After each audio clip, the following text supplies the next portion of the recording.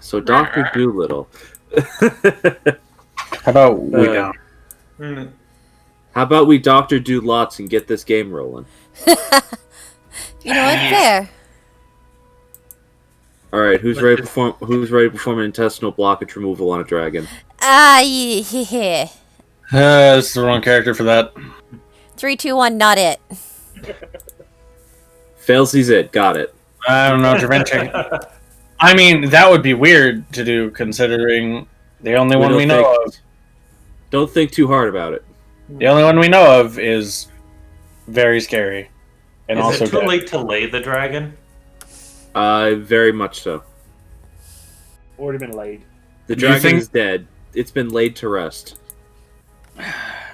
You think a dragon's gonna be down when they got an intestinal blockage? Like, that shit probably fucking hurts. Come on, get down with the thickness. That's what they do in the Modus Temple every day. That's just what plays over the loudspeakers that they have for some reason. And also that's in the theme song. Come on, get down with the thickness. I mean, hey, she could be a wrestler. She has the physique. She could be a wrestler very easily. She probably has, honestly. The Lamia love vibrations, so they crank the bass right up. They're just vibing. Ha! I get it.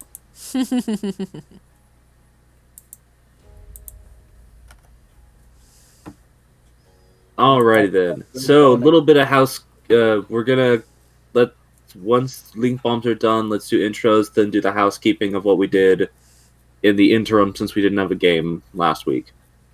Okay. Might as well put it on the stream so people, if any, I mean, obviously we don't really have listeners, but if anyone were listening, they should at least know what's going on. Well, plus it's just nice to have it, have a record of it to be able to go back to. Yeah. Okay, that is the latest one. Yeah. Oh, he did. It's one of the only funny Family Guy bits.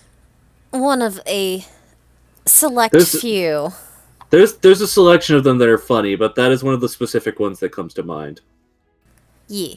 Okay, but I am done. I have done all the link bombing I care to do. Alrighty, well, let's get the intros going. Hello, everybody. I'm Armored Hunter. I play apparently the Moneybags. I don't know how it ended up this way, but I am the Moneybags. You plus the ludicrous amount of jewelry and jewels you haven't sold. Wait, so what you're saying is dancing half naked makes you a lot of money. Interesting. Yes, very much so. And as such, art reflects life. Moving on. Hello, everybody. I am the Danny Boop. I do the strum, so we have our records and just yee.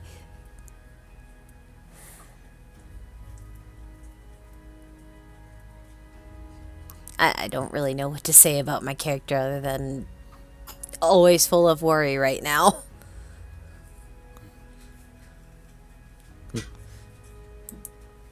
Chelsea.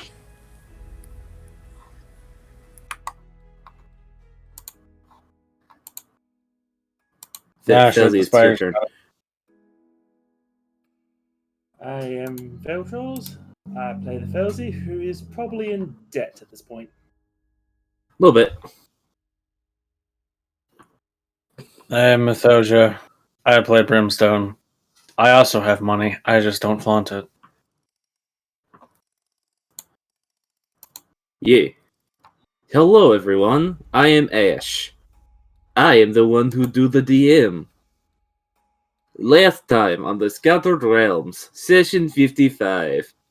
Our band of intrepid adventurers, Dravenche the human spelldancer, Morgan the hexblade warlock, Failsy, the sorcerer, and Brimstone, the done with these mother-loving bugs.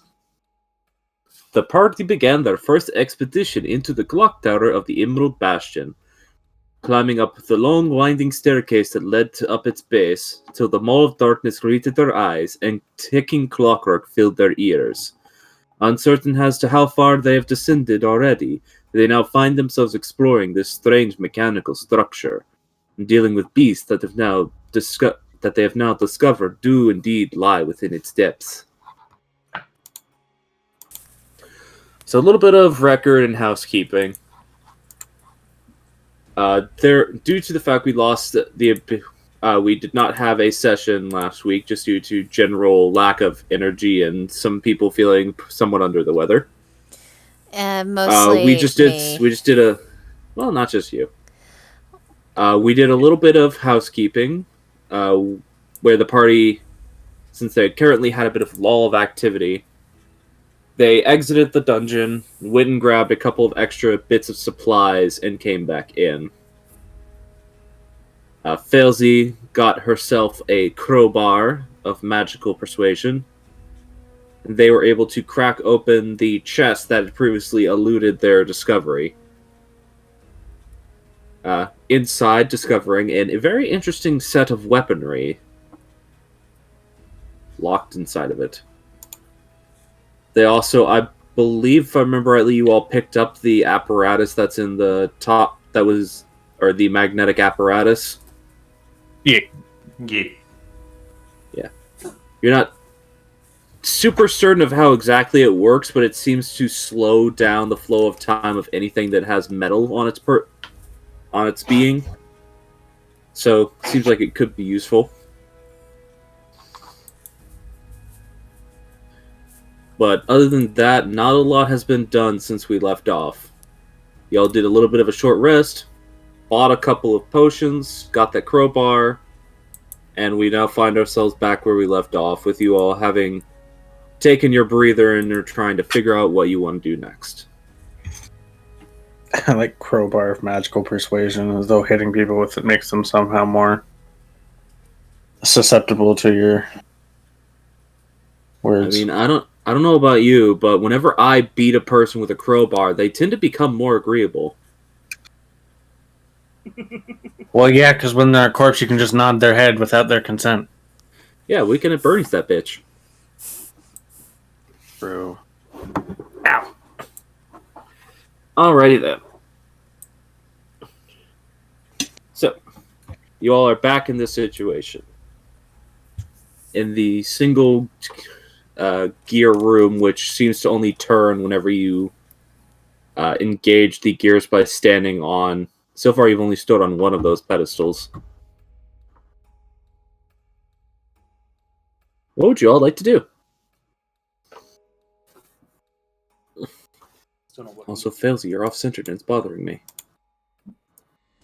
So the nest is still has been burning this whole time, right? I mean, the fires died out, especially because half the nest was frozen and half of it was burning. Okay. So they didn't stay caught permanently. Gotcha. So what's there's still remnants of a nest at least. Yeah, it's Failsy, looking around inside the nest, you see a lot of gross bits of meaty viscera that you can assume were once humanoid entities. A lot of paper-like material. And goo. Seems to probably have been probably stored eggs that got liquefied whenever the nest was cracked open. Ew. Now, part of it's goo, part of it's frozen solid. It's fine. Yeah, it's pretty gross. It smells horrible. It smells like burning sulfur and rotting flesh in this chamber right now.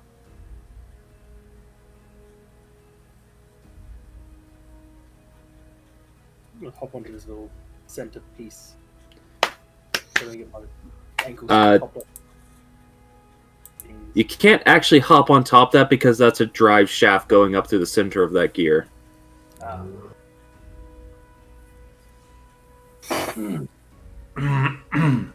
can cling to the side of it like a strange little gremlin if you like, but That's That a what else? 3-foot wide walkway. It's large enough to easily walk along. well, yeah, but just jumping on the side of the drive shaft. Maybe Oh, I we guess should. I just cling to it like a strange little gremlin.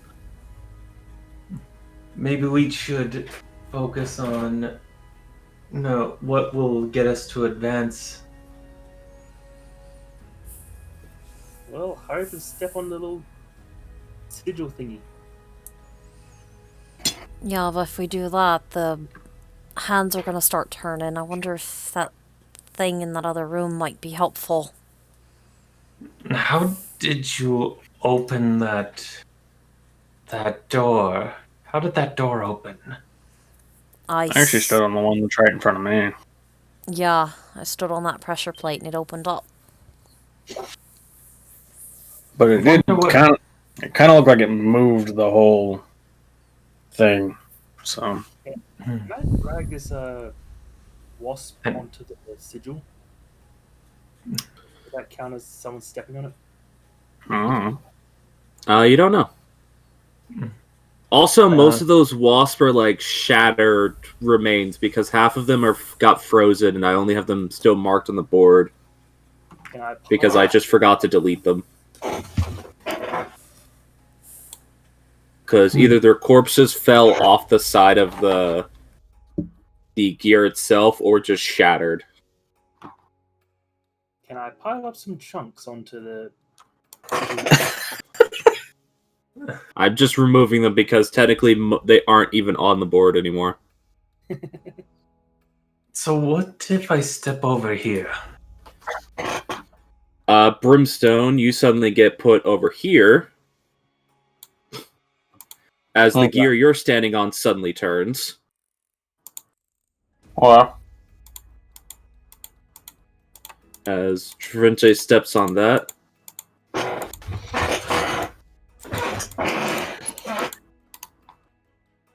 And that door opens.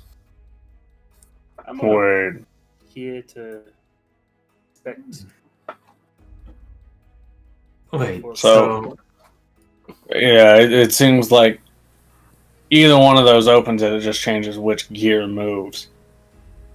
No, it's been the bottom gear both times. The top gear that the sigils are attached to doesn't move. Oh, I thought it was the other way around the first time. Okay. No, what I think it might be is it's a sequence.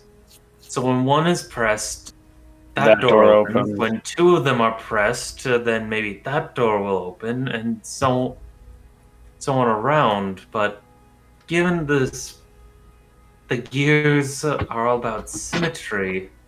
That means that a plate is probably underneath that thing. I mean, I'm only counting 3 doors here. There,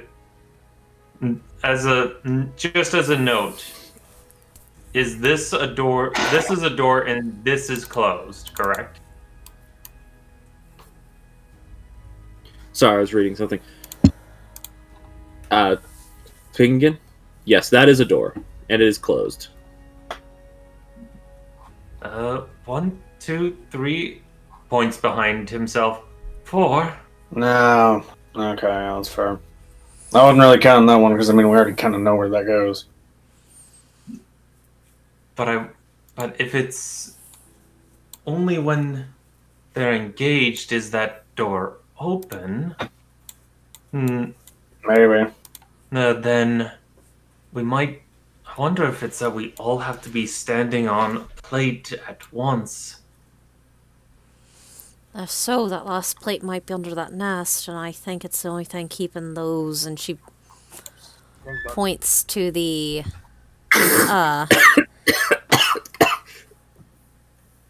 I sucked too hard.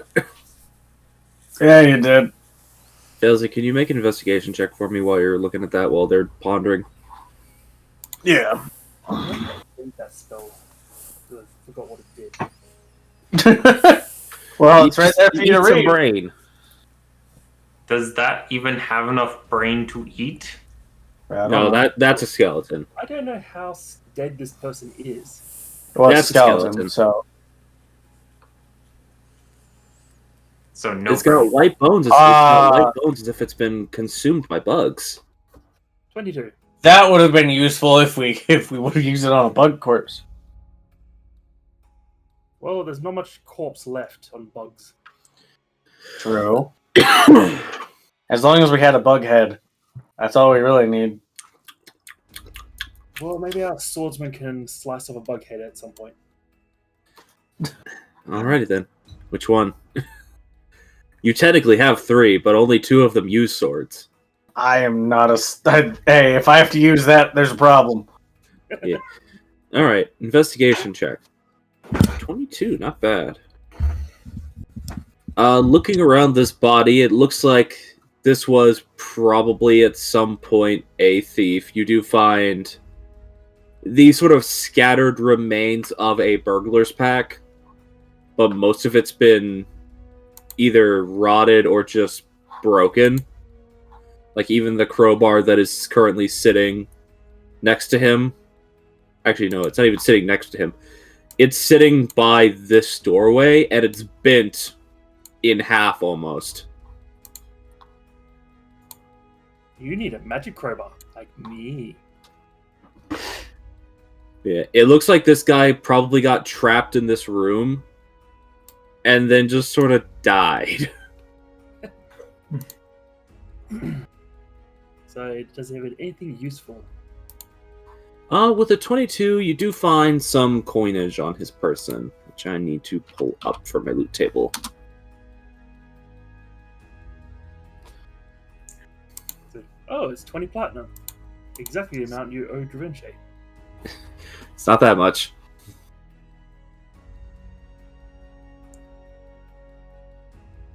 You do find on his, like, sitting around him, there are just some bronze plates. Looks like some of the removed flooring from other rooms. Did he just take the floor with him? Well, you've seen in other rooms, the floor has been pried up to get access to the mechanisms that were making doors work. But I mean, he just took it with him. Hey, probably has some value. Sir, this is not Minecraft. You don't need to take the dirt with you.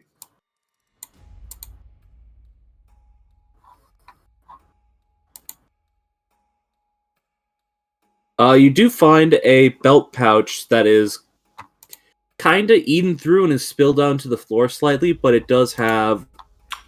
it does actually have 80 gold in it.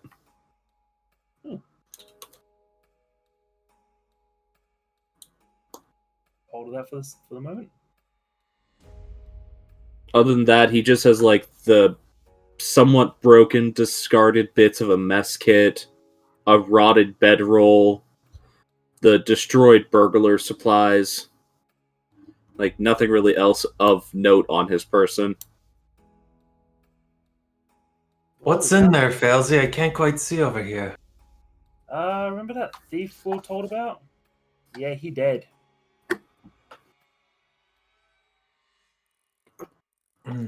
What do you think? Trapped? Trapped, died, and destroyed all his stuff trying to escape room. Wait. And, okay, now that you're out, if I hop off... I'm gonna have to keep doing this. That door closes.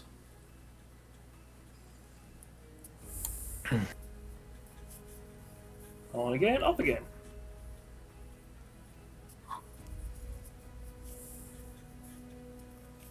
Did Brimstone get swung back to the top again? No, when you do that again, he suddenly...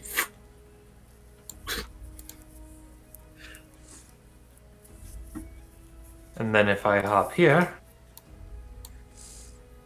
Alright, well, that door would have opened whenever Failsy stepped on it, but then you step on something else. It closes again. And instead, this door opens.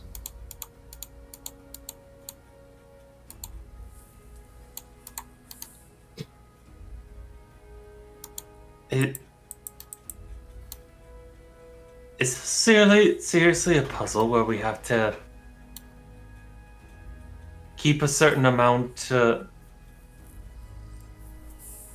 pressure plates down in order to open different doors to progress further?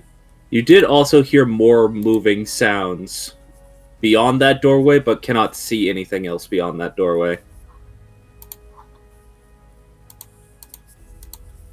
Which doorway? This one? Or in here? Hard to tell. You're just hearing other things moving inside those rooms. But you're hearing it echo through metal and stone walls, so it's hard to tell.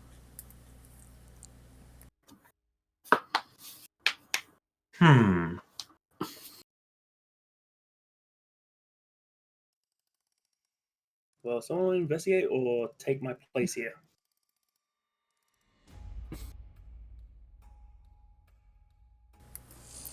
I guess does I'll look go like have a there's look. does look like there's something in there though. Yeah, you can hop over into that room. Mm-hmm. Yeah. I will say this, notably whenever you both stood on those ones, the bottom gear seemed to raise up slightly and catch on a different set of gears as it turned.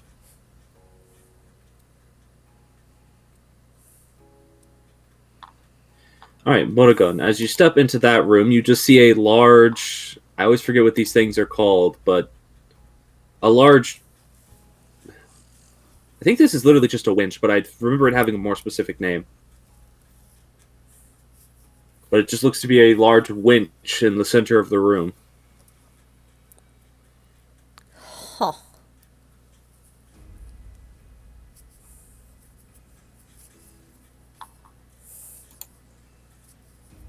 It's just a large turny thingamabob in here.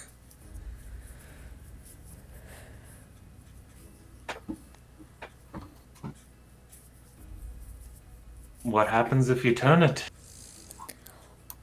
Well, I don't know. I didn't want to touch it in case me doing so hurt any one of y'all.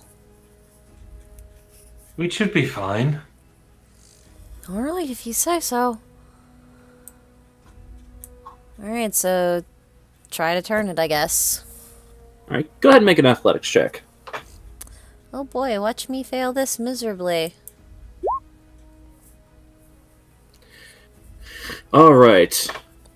You start to try and heave-ho against this heavy bronze or brass, you're not certain, turning wheel. And it just does not want to budge. You can tell that it could move, but it probably hasn't moved in so long that it just does not want to budge. Clearly, we need some WD-40 and everything here. Well, The gears are moving just fine, but the doors haven't been needed for a long time. I can't get this thing to move at all.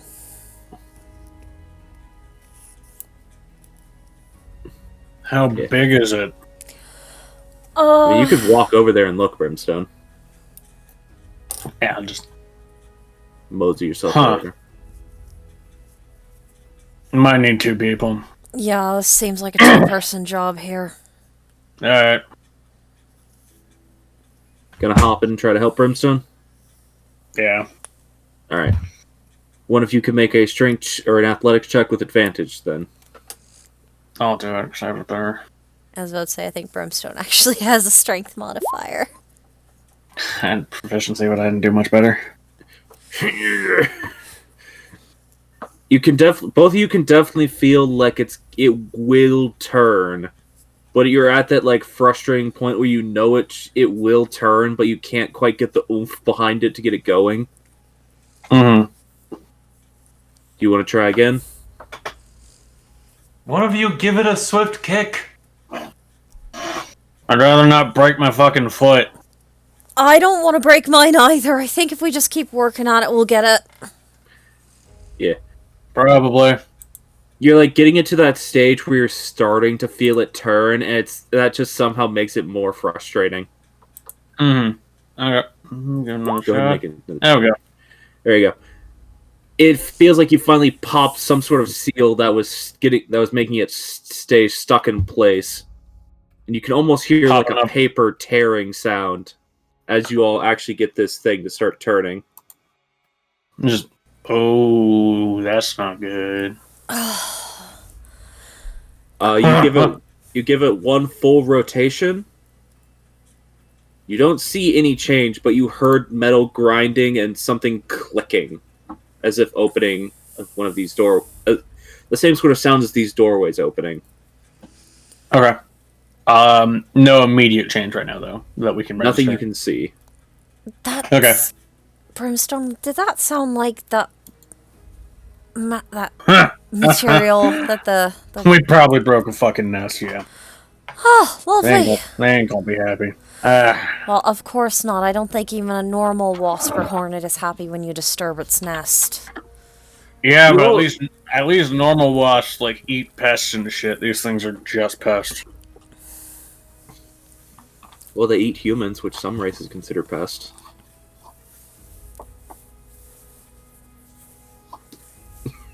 You I'm not wrong. Yeah, that's fine.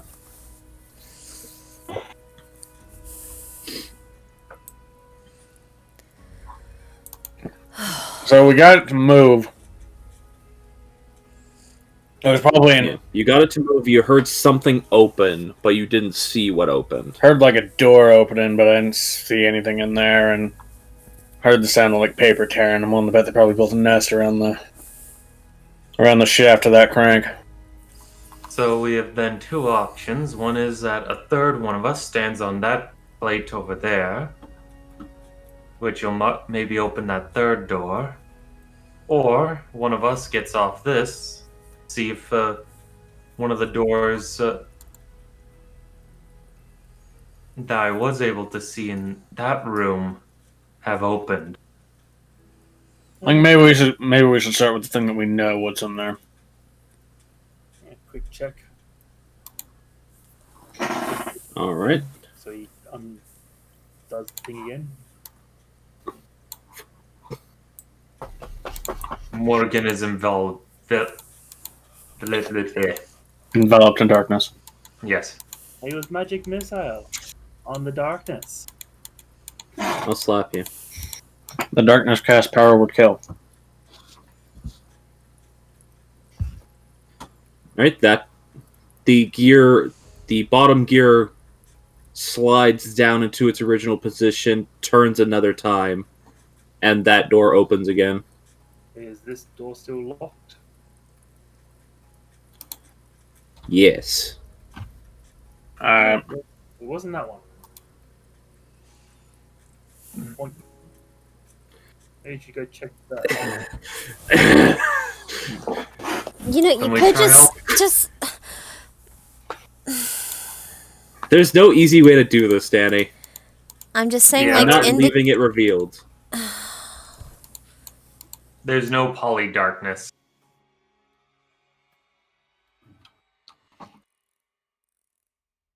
That did a weird thing. Yeah, it did.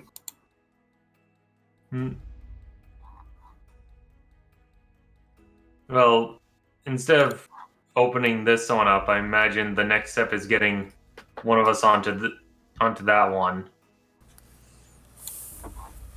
Morgan, you go stand on that. If it's something that needs strength, I have the best chance of doing it alone. I don't know if standing on it just yet is a good idea, because I'm afraid that those... And she points to what is basically the hour and minute hand looking things might come loose, and they look awful sharp, and I don't think anybody wants to lose a foot. We don't really have much option. Did it feel like the winch like only had one rotation in it, or did it feel like it could have gone more and we just stopped? It felt like you hit a point where it locked in place. Okay. It's like it kind of felt like when you turn the tension of a a clock spring where it eventually hits its final point. Yeah. So it feels like it would go no further. Usefully. Not without major strength, and you're not sure if that wouldn't just break it. Yeah. So it I'm fine. yeah. So it feels like there's no point in trying to push it any further. It doesn't seem to be, no. We could, if you really don't want to stand on it, we could try sealing someone into that room. No, I've tried to say a few times that device in that room where Failsy was moving real slow. If we put it in the center, it might slow the hands down. Okay. Might also slow us down, though. Only if you got metal. All of you have metal. Yeah, just look at Failsy. Uh, I mean, continue. I guess it's worth a shot. I mean, even if it's slow and we're slow, we can see him coming a little faster. Maybe we'll be able to react a little sooner, even if it's slower to react.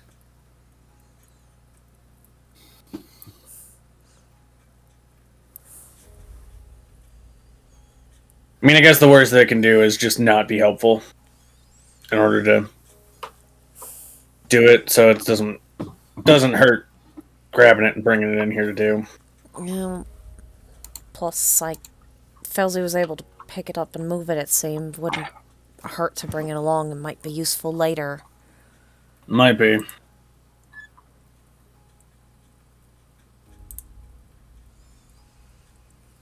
Failsy, how heavy would you say that thing was? Because I can't actually move that texture on the map, I'm going to give you all this thing to represent it. Okay. Okay.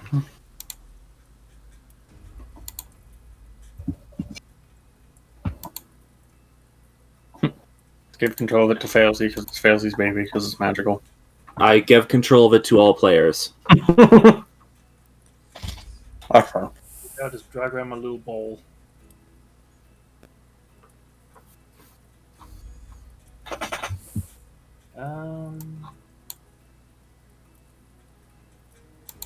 Nah.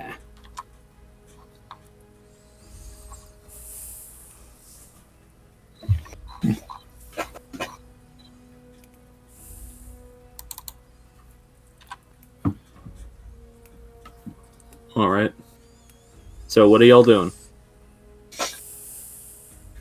I guess activate the thing. So you want to step on the third one? I think before we want to activate the lore. Okay. Yeah. Activate slow it- or The slow slow H down anyway. the hands. And If they potentially move. It also slows us. But Turn on the orb. Alright. You set it onto the surface because it has to be placed down to be activated. You hit the buttons on both sides. They suddenly extend upwards and lock the orb into place where it's sitting. And you all suddenly feel slow. I hate this. this is fucking stupid. This is not going to work. I've turned it off. You all feel like you're back to the same speed again.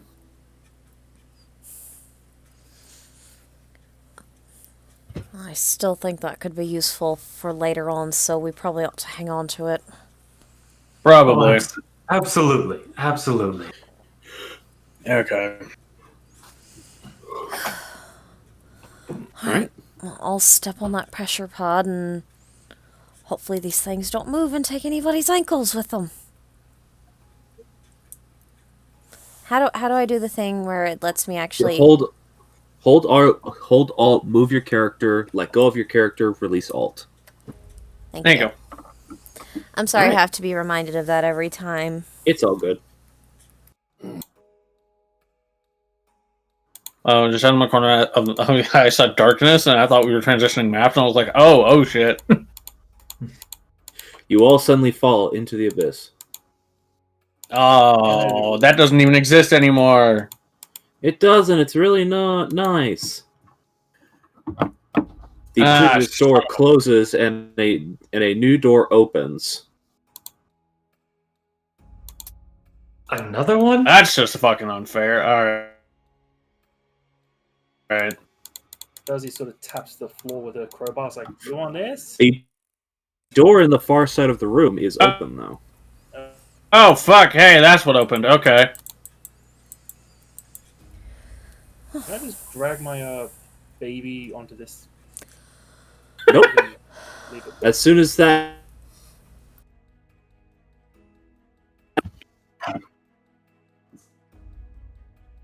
So it has to be a person? Nope. I can't leave the orb there? Doesn't seem...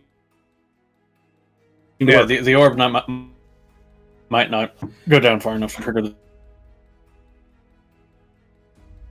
depression. Can I pile up icicle bits? It seems to only be reacting to people standing on it. It doesn't even, like, push into the ground. It lights up when you stand on it. Oh, okay. I wonder how that thief could have gotten trapped in there then. Don't know. Can I drag some people out of the nest? Oh, God. They're not even people. They are not alive, Failsy. Can I drag some people bits? They are not alive, Failsy. I got the feeling that this thing senses the magic of us. Some form of essence of us that isn't going to be replicated unless we get something else that's living standing on it. I wish I was able to do that again. And there'd be two of me. You don't have a I don't know if context for that thing word. would have counted as a person anyways.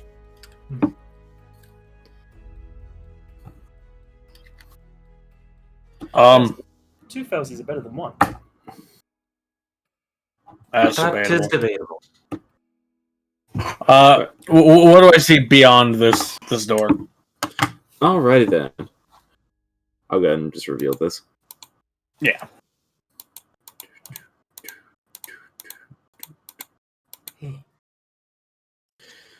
You see another one of those of a turning gear in front of you that does not have a drive shaft going down the center of it and just drops.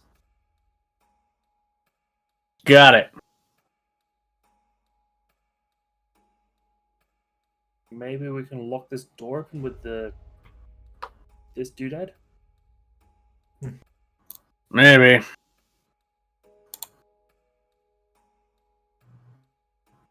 Worth a shot. I'll try to do this by myself. Are you going to try to twist open the... You're going to try to work the mechanism? Yeah. Might give us an athletics check. Big bone in her hand. No. This one feels just as glued in place as the previous one. Mm-hmm. Do you want to try again? Is the gear back here, like, continuously turning? It's kind of like the rest of the ones you've encountered so far that are turning, where it's slowly rotating like a gear and a clock ticking. Okay. Where every few seconds it will make a motion. Okay. But it's not static. It's moving. Yeah, it is moving.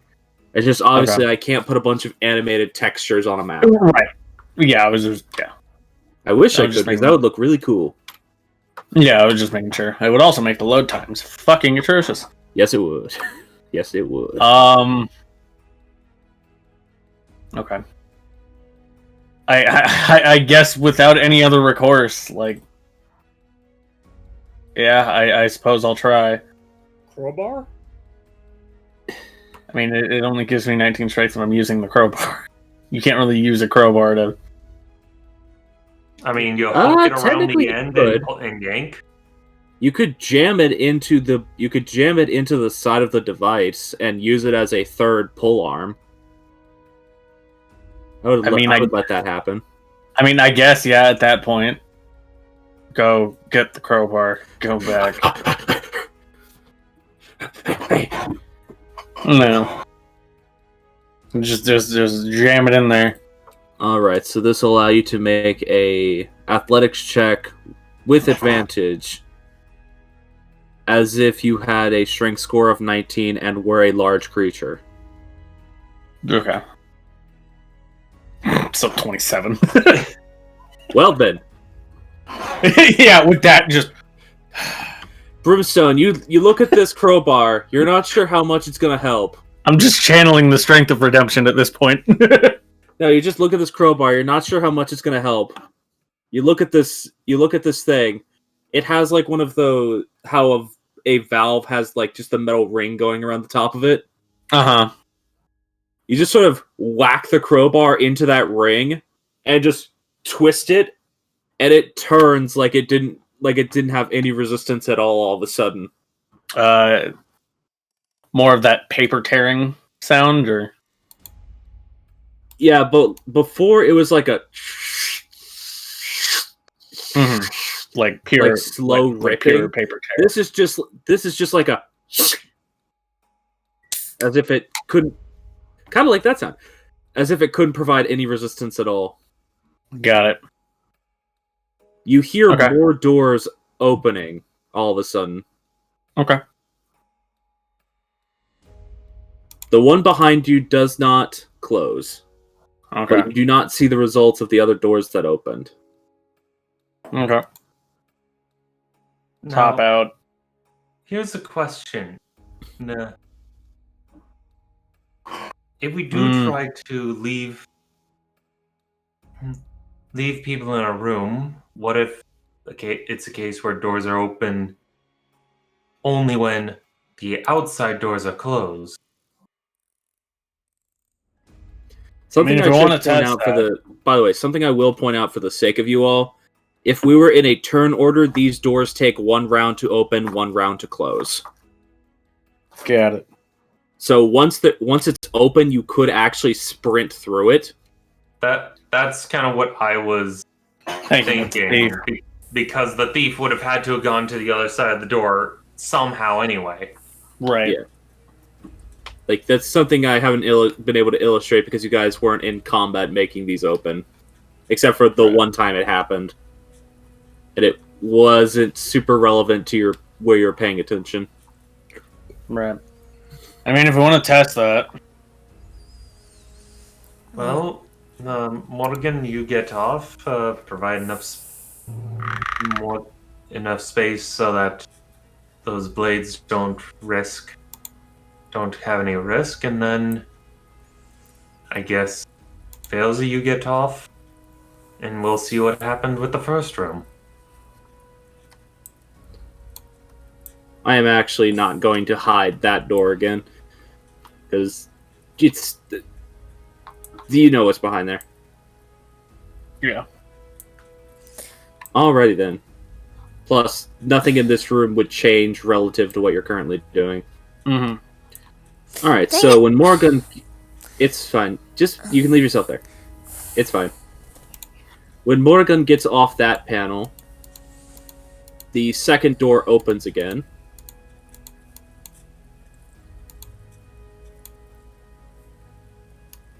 And you all do actually see that more is open inside there. Because I'm assuming someone's looking in there when the door opens. Yeah. That door on that side is open. On the far side? Oh, over here. Yeah, I'm supposed to step in. Alright.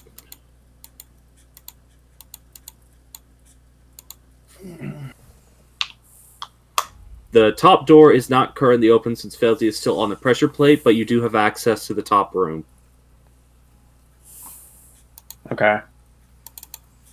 So in other words, these two doors are open and this one is Yes. not? That door...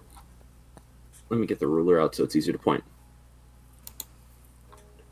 This door is not open. These doors are. Okay. And Brimstone, you can also see that this door is open. Okay, well, the first room I can get into from here, it looks like it's open now, but Hold on. Should we? Hold up. Yeah, that door is open. Yeah, I'm just gonna walk in. Should we still move? Not yet.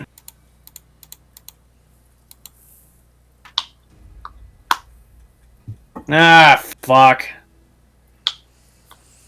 More whilst? No, I wouldn't have yelled that loud if it was. No, there's like another chest or something in there.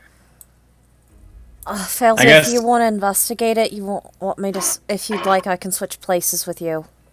I mean, I have a feeling that the crank that I popped open with the crowbar probably opened that back door, so I think if we were to hop off that plate, it would open and be fine, but we can check just to be sure. I mean, it's not like we're under limited duress here. Did Felzy hopping off this break everything? Felzy hopping off that. I'm just going to use the pointer at this point. Screw it. Felzy hopping off that would have closed this door and this door and this door, but opened this door. Okay, so does that just... Ah, shit. Okay. So we gotta have two people on the plates. Yeah, Morgan, if you want to take Failsy's spot, Failsy and I can go look at that. Alright. Morgan will go stand on the plate. Yeah. Open. Yep. Unofficial burglar hoe. Brimstone phases through a wall because of sheer uncaringness. Yeah, phases through a wall and just didn't realize I could do that. That's cool. All right, moving on. Whatever. Alrighty then. So BRB.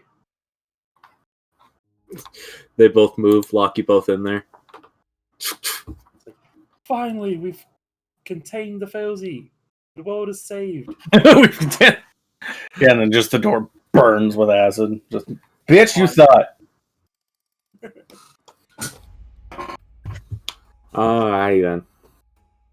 So, you have a chest, a large pot, and some what looks to be metal bars in this room with you. Metal bars? Oh boy. Those will make some... Can't see what's behind this. Oh, it's because I hadn't. Because I was revealing what he would have seen in his line of sight. Metal bars, those will make some steel cold wraps. That doesn't work. Oh, It's just the rest of the circular chamber. is this Sorry. locked? It actually is not. Let's have a look-see. Alrighty then. You lift open the top of that container and see... Rows of teeth. Yes, just teeth. Ha! Yeah, roll initiative. No.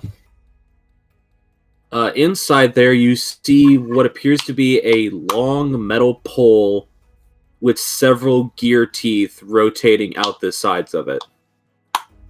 The fuck? Probably about a foot long, with these rotating gears popping out the side of it.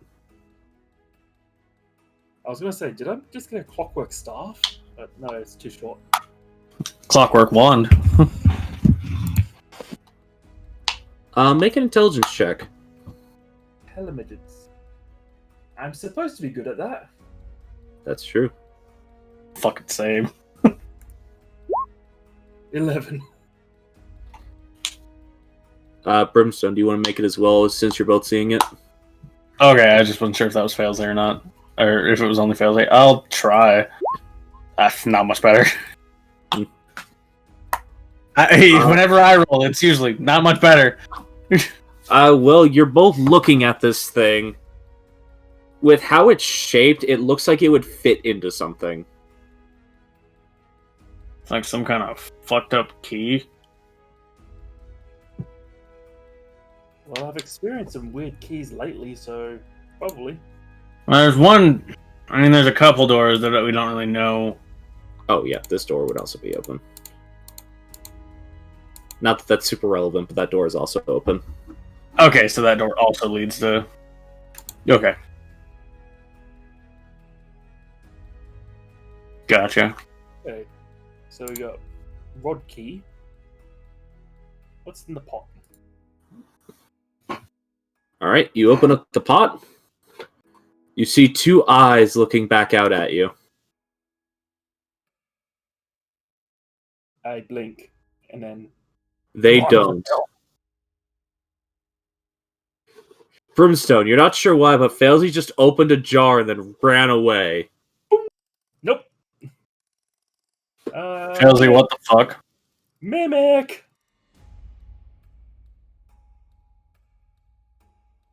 Brimstone, as Failsy is running away, the jar does not appear to be growing teeth or spewing flesh. Failsy, if it's a mimic, it's fucking stupid. And mimics are already fucking stupid. Failsy, you would have been running away at this point. Suck my dick.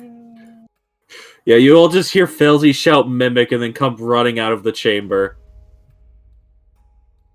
What? Brimstone, like, 20 seconds later, just... I don't think it's a mimic. Not. Yeah. I saw eyes. Failsy. Did you actually want to check inside before you walked away, Brimstone? No. Okay. It would have been funny, but alright. Fair enough. What the heck are you talking about?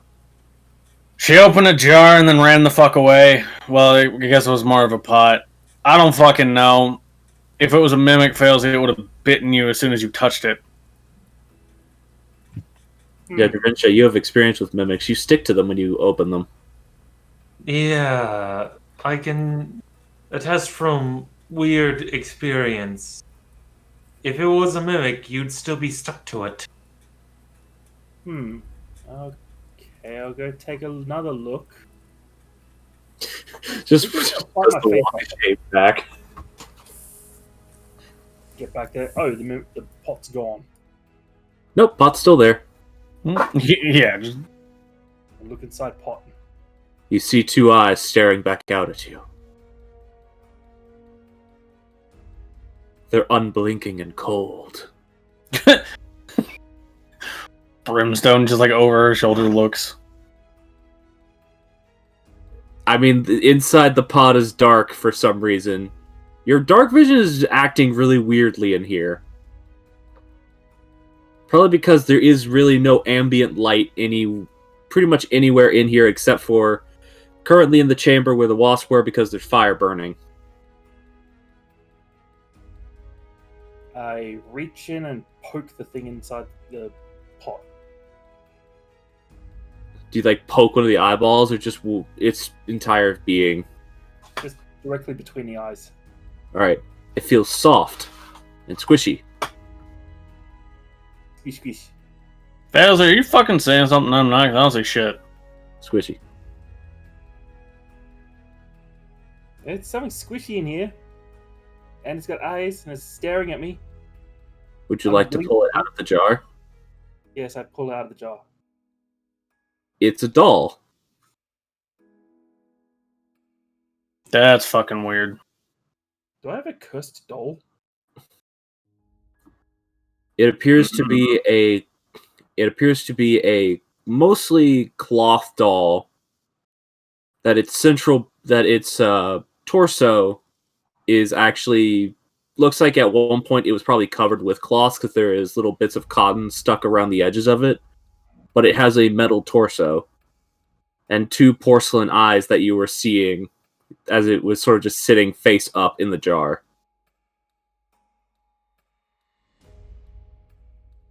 Say nothing to Duranche about this.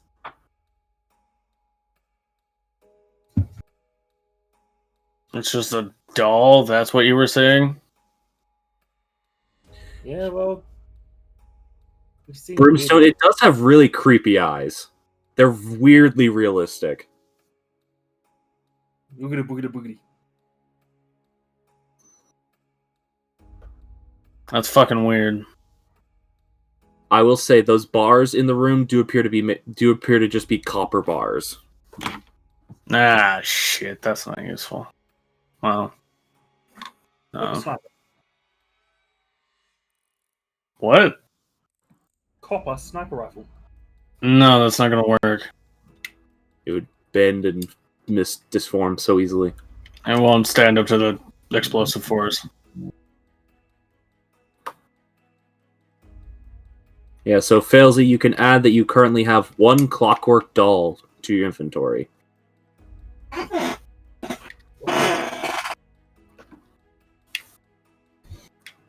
We're probably gonna need the fucking rod thing too. Yeah. For the sake of ease, you can add clockwork key to your inventory as well. One of you. Okay. Is there anywhere to slot my rod into the doll? No, the doll or the rod itself is about as long as the doll is. Okay. Yeah. Well, By the way, aside from the eyes of the doll, the entire doll itself appears to be very crudely made. Why would you spend so much time on the eyes? Objectively, the weirdest fucking part, not everything else. No idea. Now I have a creepy doll. I mean, if it didn't have weird fucking eyes, it wouldn't be that creepy, but yeah. I don't know, it's probably everything in here that's gonna be useful. I would like for one of you to make a single investigation check as well. I guess I'll do it since Failsy's more occupied with the doll and the key. Alright, go ahead and make that investigation check. Fucking Christ! Alright, never mind. Can I push a fate point?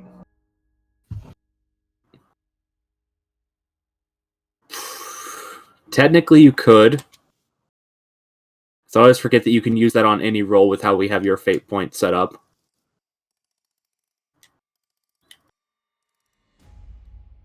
I will try and force fate to re-roll that. Okay. You're not technically aware of him doing this, but I'll let it happen this time. Just Okay. an ambient thing of, no, I must know more things while Fozzy's Investigate. Okay, so do I roll again then? Yeah. Another net one. 24 will work. Significantly better. Yeah. More than 3 times. Yeah. Oh, yeah.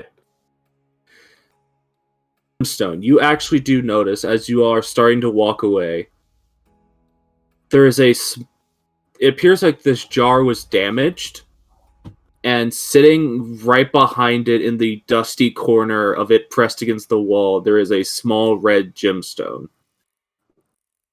Hold the fuck up a second. Just kind of kneel down, look at it. Right? Do you pick it up or just look at it? I want to look at it for right now, in case, it starts glowing a very hostile red. It doesn't appear to be glowing a hostile red. Just appears to be a red cut gemstone. Maybe a ruby, though it's kind of hard to tell. I don't fucking know. That's Treventure shit. Okay. You can tell that the cut is almost heart-shaped, though. Almost as in, imperfect, or just coincidentally? Well, actually, I guess it looks like it's damaged, is what I'm saying. Okay.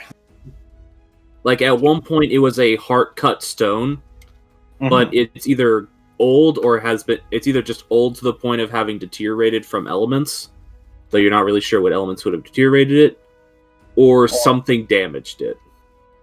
Okay, just pick it up. Right. It's about an inch wide. Inch wide by inch tall. That's weird. And it is a heart cut ruby that is cracked down the center. Okay, so it looks like it would be The whole ruby is there, it's just broken. Okay, it does have a setting. It does actually have a gold setting on the back of it, and that's the only reason why it doesn't appear to have fallen apart. Got it. Like it's supposed to go on like a necklace or something, or in something. Yeah. Huh. I'll say as part of your 24, when you turn it around in your hand, the gold fitting does actually have like a pin coming out the back of it, as if it's supposed to slot into something. Huh.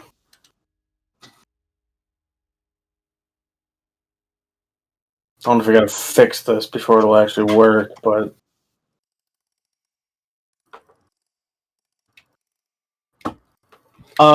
Failsy's doll looks intact, right? Like it doesn't look like it's like torn open? It looks, like I mentioned before, it looks like there was originally cloth over the torso portion of the doll, but the cloth has been removed and just bearing a clockwork, like, essentially a clockwork skeleton underneath the cloth. Got it. How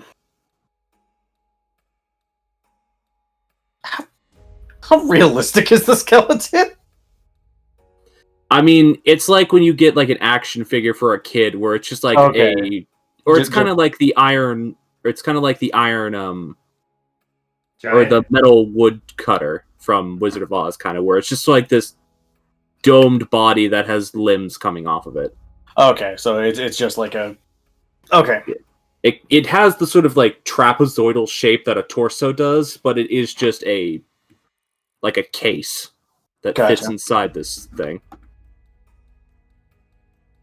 So there's no like opening to open the torso up? It does have hinges on one side.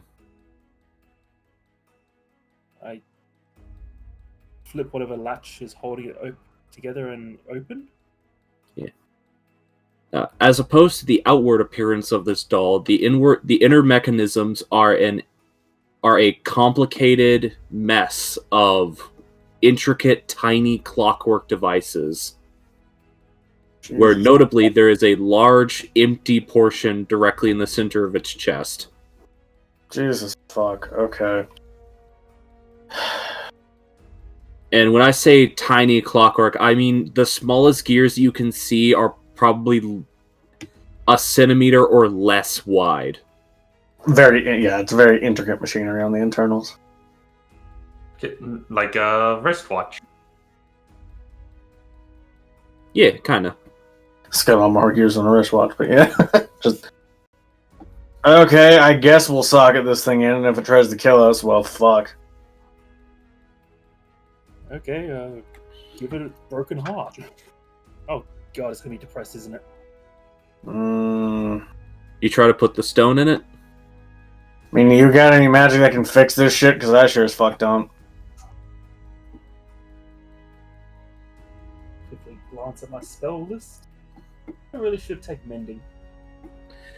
It's a useful spell. Although, I mean, you might raise a fair point if this thing actually has something that'll actually do it. If it's that important, then maybe it has some kind of magic on the ruby, but if it's broken, it ain't gonna work right. I don't know, maybe Javentre or Morgan will have something like that. In either case, I don't think we need to be staying in here anymore. Yeah. Javentre and Morgan, you've just been sort of standing here. Just idly chatting. A little bored.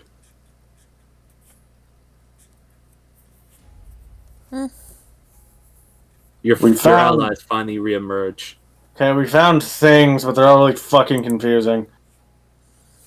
Okay, well, you guys took a bit, so I imagine you found at least something. What was all in there? We got a weird fucking key, a doll with really fucking weird eyes, and a broken ruby. That's everything that was in there? Yeah, I think the ruby goes into the doll because it's got a lot of really complex machinery on the inside. But it's broken, and I don't know if that's going to make it try to attack us or some shit. I don't know. Either one of you have any magic to fix something, or are we just fucked? If it's a gemstone that's been damaged, the only fixing it would be to replace it with a similarly cut gemstone. I mean, may I there- see it? Yeah. Can I identify the ruby to see? You're just wanting to spend the spell slot to cast Identify? Yeah, just to see if there's any magical thing that placement would not fix. Make me an Arcana check to go along with your identification spell. Cool. As I'm assuming you all are going to show Da Vinci what you found. Sure, at least show both of them what you found, rather. yeah, but yeah, at least the key and the door, because Felsi has to be holding on to the gemstone the whole time. Well, you all can see it while she's holding it out, identifying it. Yeah, I guess it's fair. Right, So, yeah. 18 Arcana check. With With tongues again. with an 18 Arcana check and the spell Identify, this appears to be a broken animation core.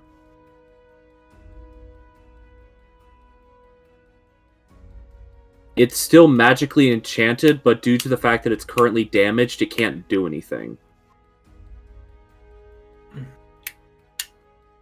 Like I said, that gem is broken.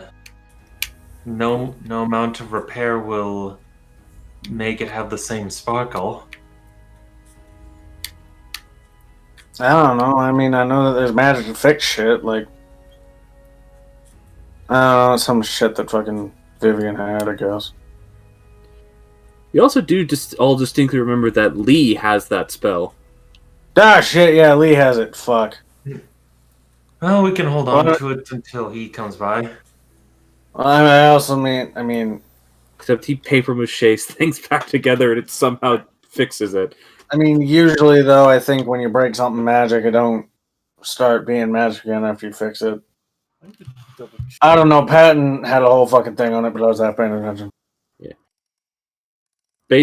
I'm saying this based on Felsi's Identify and the Arcana check. If it was repaired, it would start working again. Okay. Because there's no piece of it missing, it's just broken. It's just imperfect.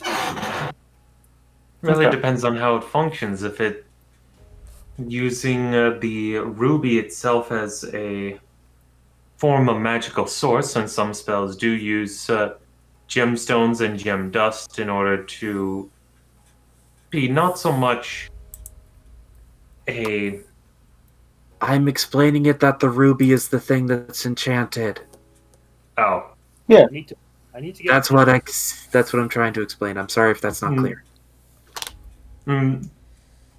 Well, I mean, I'm also thinking that this is like Da Vinci talking before the identify spell goes off because it still does take a minute. that's kind of Okay. what I'm I'm what I'm thinking. clarifying it for the sake of above game. Yeah.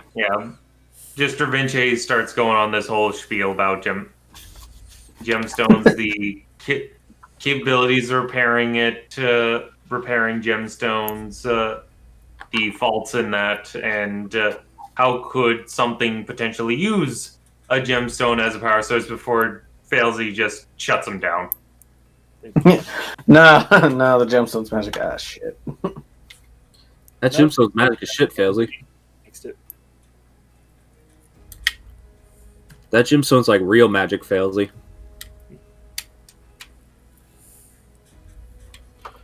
So it's broken.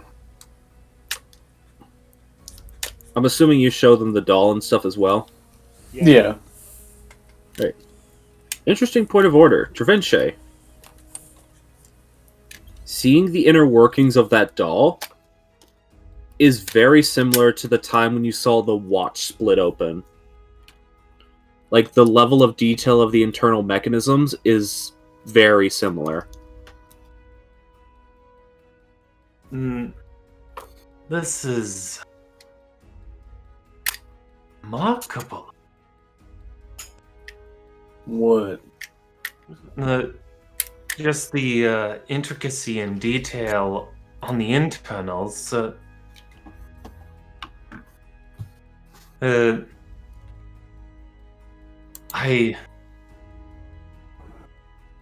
It's of a level of complexity similar to other mechanical devices that have been crafted by or from Altea. So you think Altea made, or someone made this doll out of Altea? Why? We'll have to investigate it later. I mean, the main question I have is why are the eyes so goddamn creepy? God, it's like they're made out of fucking real, like, eyes and then fucking... This would actually be something Morgan. I'd like for you to make either a charisma or a wisdom check of your choice. Charisma's higher, so I'll go charisma. All right. 8. Was not a high DC for this one. Oh. Oh, that's good. It reminds you of looking at this doll. It reminds you of when one of your little sisters, when practicing how to learn how to sew, your mother would give them pieces to work with, and then they would try putting them together. That almost looks like a patchwork doll. Do all of them have creepy eyes like that? It depends on the buttons. You're allowed to use it for your practice. These ain't fucking buttons, though. They're like real goddamn eyes. She just shrugs. I don't know, it's fucking weird. It does distinctly give you the impression of a child who got loose in someone's toolkit and just tried to make something. For all I know, so maybe a kid just got a hold of the good supplies, and that it's creepy just because they're hyper realistic on an otherwise childish design. I don't know.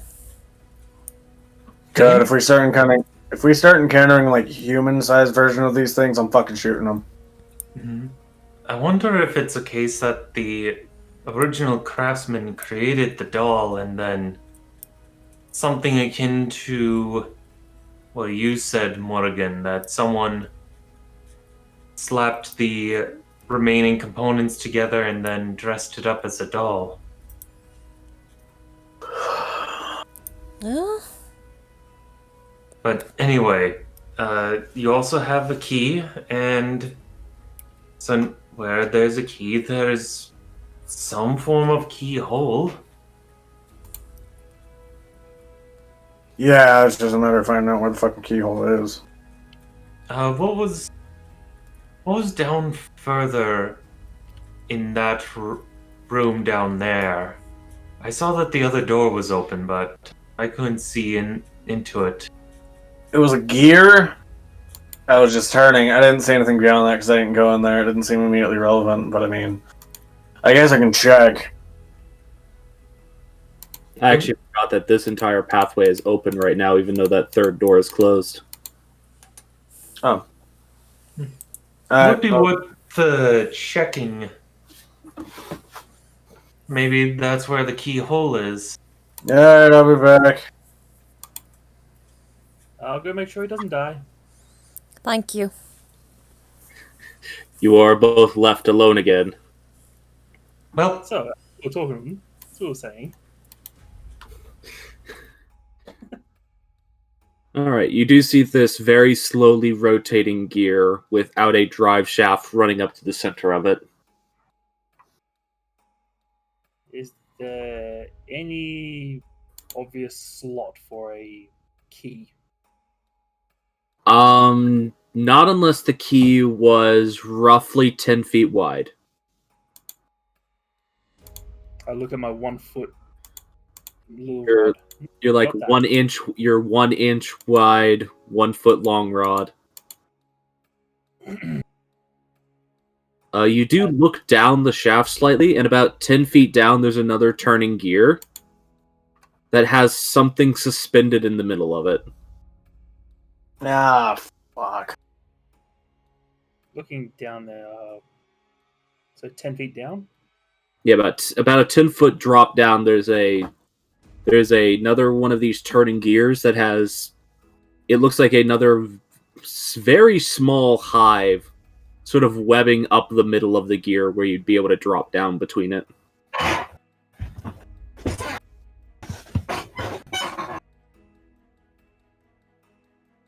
Quickly taking a look up. Did I ever learn the lesson to buy a fucking rope? Nope. And you specifically went to the market and didn't buy any rope. Do you shout that? Yes. All right. Let me get the dice. I know I needed to buy a rope once. Where did it go?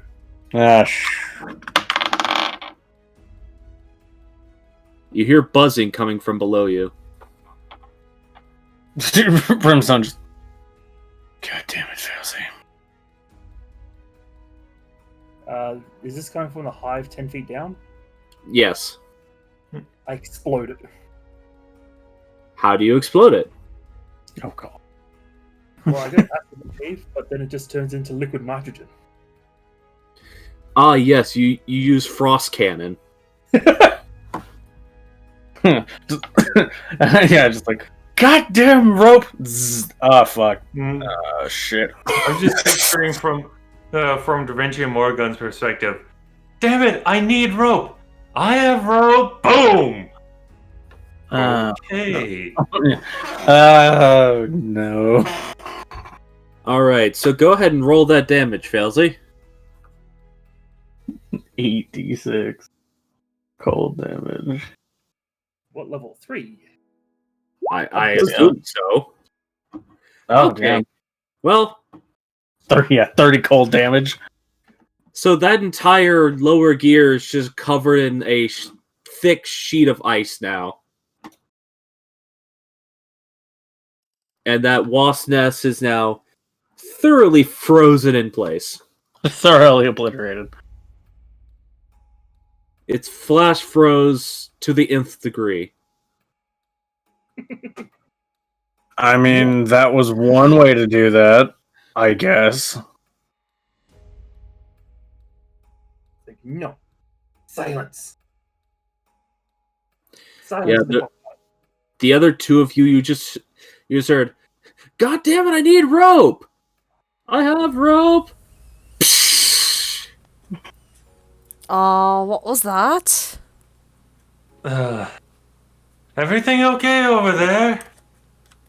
Yeah, Fazley just froze a hive.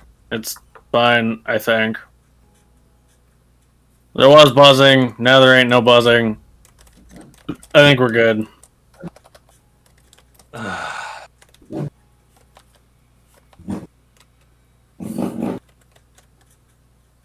Bloody motorbike. Okay. All right. Let's have bio break here. Yeah, Okay. that's fine. Okay. And for the sake of brevity, you guys are able to all get to that forward passage. Okay. Cool. Are you just gonna run through the door? I mean, So down here. Yeah. Because it's so that when we come back, we can continue on with the dungeon. yeah. Were we missing like critical part of the thing? Oh no, you're not missing a critical part of it. It would just be unnecessary checks that would make it take longer. Because it would take Acrobatics Check to get through these doorways once they try to close. Mm-hmm.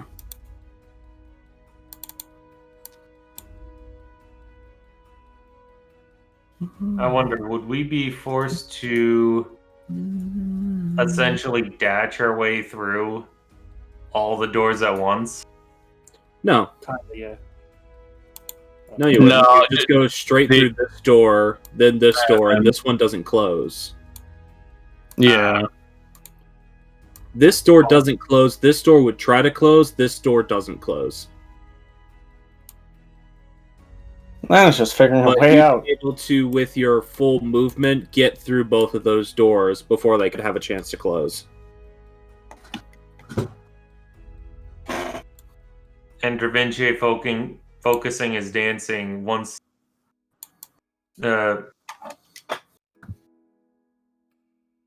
would be able to Yeah, you're good. make it there in time.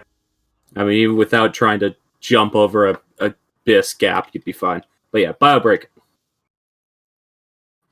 We've established Failsy has a fucking cannon. Coming up She's with got the a different names of fireball when you change its element. Yeah, she's got a cannon of 2 different elements now. Because funny thing is, Da Vinci actually does have a rope, but he's too rich and pompous to get a normal hempen rope, so it's made of silk. So Brimstone's is also, but that's just because it's later. Alright. Go bio break! What powder? I do what I want. I can't tell what to do.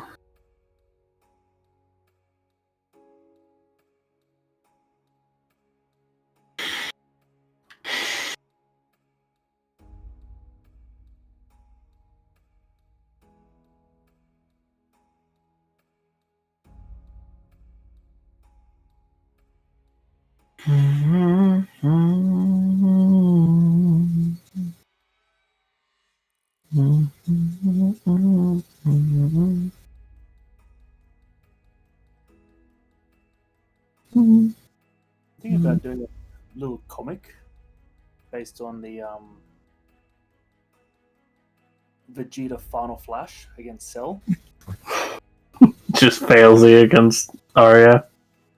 Yeah, like sort of situated just outside of like a town on Tesverell. And the whole party's like all beat up. Like yes, there's nothing else. Yeah. It's just this was Brimstone for Trunks, and then I guess Gravinche for Krillin. Just she's not stupid enough to blow up the planet. Oh god, she's gonna blow up the planet. But I live here. I was gonna say like it's like this is outside of Dravenchi's hometown. It's like there's literally nothing she can do to make this any worse, except blow up the village. Yeah. She's gonna blow up the village. Yeah. Well, I live there. But I live here.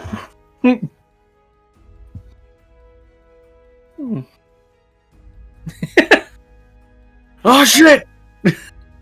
Put the battle up on top of a cliff, so the basically acid volley just goes straight over the top of the village. It's like, oh good, she missed the village. She's not completely insane. Completely being the operative word. Yeah. Completely being the operative word.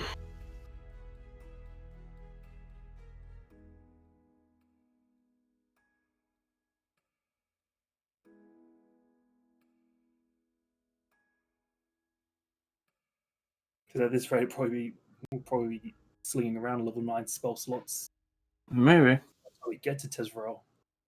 I won't be. I'll be slinging around gun. So hey, remember when we were all on a boat trying to get to this fucking place? That was so Remember how 2 of us were born here, and apparently this is like high level threat levels here. How the fuck do we live this long? Because Gravinche lived in the city where it's safe, and Brimstone lived with Redemption and therefore Wilton, and nobody wants to fuck with Wilton.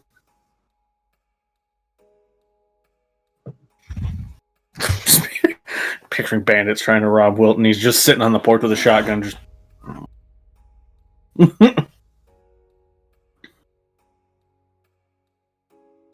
No, I'm just picturing Wilton sitting inside his house. He's got a big pot of money on the kitchen, on the. He's sitting on it. Sitting behind it with a shotgun. Is like just like, go on. Come get some, you son of a bitch. It's like this is just his day. This Yeah. Try to get her, get off my lawn.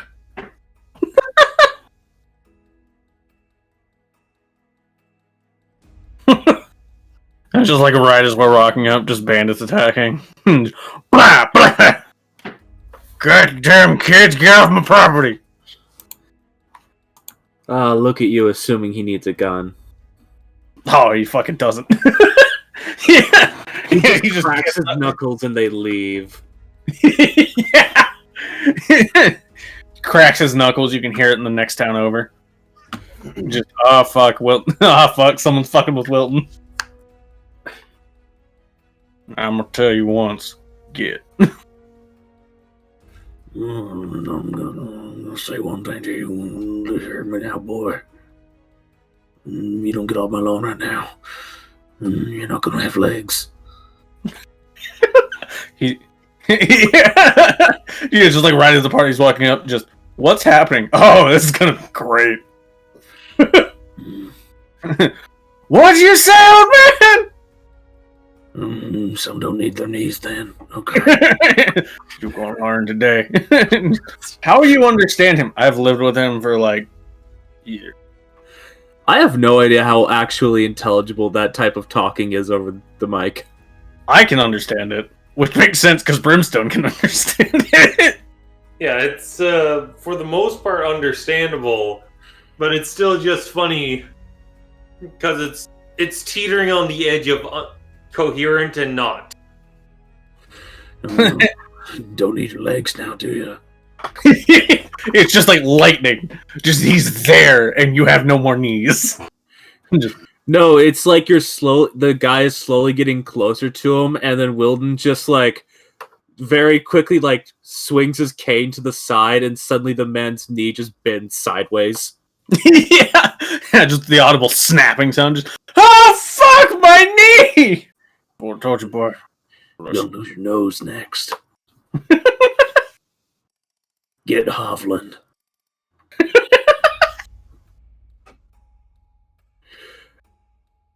He's very strong. Oh yeah, absolutely. Yeah.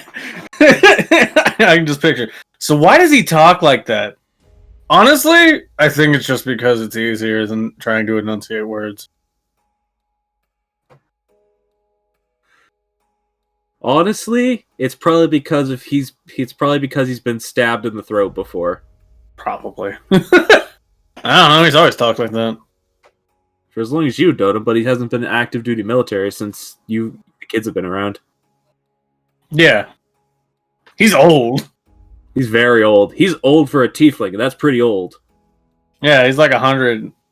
Like 130, probably, or more. A little bit older than that, honestly. He would effectively be in his 80s to 90s for a human. Hmm. Tieflings have like half. Tieflings have like half a. Both Wow. of his Yeah, kids, because He's like- redemption like is essentially 70. in his 40s. and so is Brimstone. Yeah. Because he and Redemption are only a few years apart. If I remember rightly, Brimstone is actually like 90 years old, something like that, so he's technically 45 for humans. I have him set at 75. Oh, I okay. think that's what we. I think that's what we agreed upon. Okay, so he's like 30. He's like 35, 37, something like that. Yeah, he's middle age, roughly. Yeah. You're not sure how old Wilton is, but he's probably over 150 years old. We're not sure, and we don't ask. Why? Because last time we asked, that didn't end well. You trying to celebrate my birthday? Well, not anymore. Good.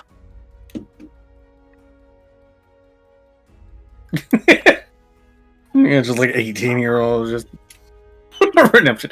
Happy bro! Fuck. Brimstone just seen Redemption run out of the house. Oh, Let's get out of this chair. shit. Yeah. Well, I'll give you 5 seconds before I get out of this chair. Got it! Vroom! Just. Shit.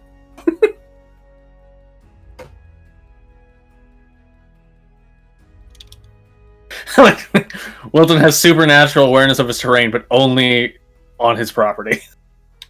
It's his lair. The moment Wilton has legendary actions. the moment a hooligan steps on his property, he knows. I'm just picturing the moment on some bet. A hooligan goes and the bet is put 1 foot onto Mr. Winston's property. Wilton. Yeah. Just onto General Brimming's property. Only 1 foot. The guy's like, "Oh, Chad, yeah, I'll do it." Puts 1 foot down. Suddenly, Wilson behind him shaded that whole flash of the eyes. Lens flare come from the eyes. Go down, hooked up, boy. It's not even that; just the front door opens. No, I want to imagine that they put 1 foot on the lawn, and then the front curtain just opens, and he's sitting in front of it, just staring. It's absolutely Brimstone and Redemption that did that too. They're just like, yeah, go ahead, do it. He's not that scary. He ain't that bad. It's like, well, yeah, he's your dad. Yeah, he's not that bad. Don't worry about it. You want to lose your foot. And What? No. And that's when the bear trap materializes right underneath the foot. I just like that. Like, he's not comprehensible to people who don't deal with him on a regular basis. So it's just like, "Don't lose your foot, boy." What? It's a foot loss. It's mine now. It's hard to mow the lawn. Get your feet off of it. How does Wilton mow his lawn with a goddamn sword? That's how he had Brimstone Redemption do it. I like to think that his lawn, just underneath the grass, is just a tightly packed grid of bear traps. Anyone who's dealt with Wilton long enough knows to walk the fucking path. Step on the fucking grass. Yeah. There's like a very well maintained path, and just step on the path, boy. Yeah, okay. It's Brimstone Redemption. Not questioning it, because, you know, they know their father and adopted They help father. set the defense grid. Yeah, exactly. Now I'm just picturing this one idiot just going, "Oh yeah, or what?" and then tries to just snap onto the lawn. Oh, fuck. Back. Snow Angel flop onto the lawn. Call the clerics. That boy's gonna die otherwise. Brimstone, you know this one? No. We're not paying for the bill then. Yeah, okay, I'll go find his parents. Hey, your kid's a dumbass. Why are you saying that? Who are you? I'm Wilton's adopted son. He's flopped on the lawn. Oh, God. Just getting wheeled off by a crew of clerics in the background. Yeah. While this poor kid has like 17 bear traps all along his back and arms. It's like the gag from a cartoon where you just hear the comical snapping of hundreds of mousetraps.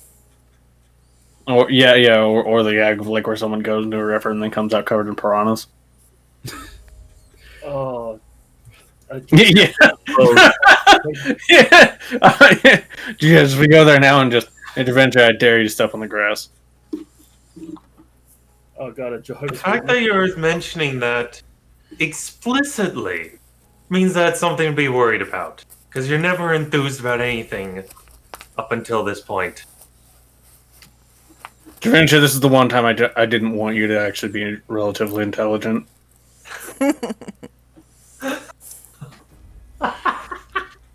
But that's fair. The front window still opens. I hear hooligans. yeah, just the senses the presence of two hooligans. I also love to imagine that even though he talks like that, if you're on anywhere on or near his property, you can hear him. Even if you don't understand, you can hear him. Because he talks so low, his voice carries so effectively. just curtains pulled back just dramatically and just good. Just shit. What'd I tell you about daring boys to step on my property? I hear a brat. I remember explicitly you telling me that I would have to pay for the clerical bill in order to fix any damages caused, and also have to reset all of the traps. Get in the house and have some lemonade. Yeah, okay. Don't step on the fucking grass, obviously. I love Wilton. Wilton's fun. Brimstone, who doesn't really seem moved by a whole lot, is your indicator there of don't fuck with him. I'm imagining. I fear no man, but that thing scares me. Damn right it does. I'm imagining a door knocker coming to Wilton's house, and Wilton going, "Yes, my lawn." And just kicking into the room. Yeah, like fucking Jehovah's Witness. Just, would you like to donate to Ignatius profits today? And just get off my property, boy. Just slow grinding of stone as his chair slides closer to the front door. He doesn't leave the chair. Not because he can't, he just doesn't want to. It's a lot of work for him to stand up. Now I'm just picturing one of those door-to-door salesmen for a lawn product comes by. Touch my lawn and die. But sir, I got this great product. I don't care. You just apply it to the grass right here. Ah! A threat, I was warning you. I wasn't making a threat, I was warning you. yeah, Brimstone just... Why did I hear... Oh, did you try to sell something to Wilton about the lawn again? Alright, we could probably get back on the road, guys. Yeah. Yeah, we should. Yeah, we should. This has been a fun gag, but it's gone on long enough. It has. Yeah, we should get... Wilton is. You know who Wilton is? And you never will again.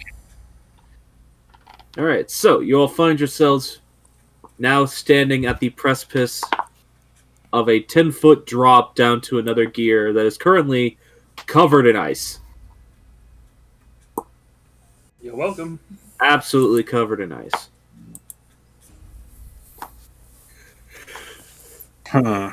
I'm not sure whether to be impressed or confused or concerned. It was buzzing.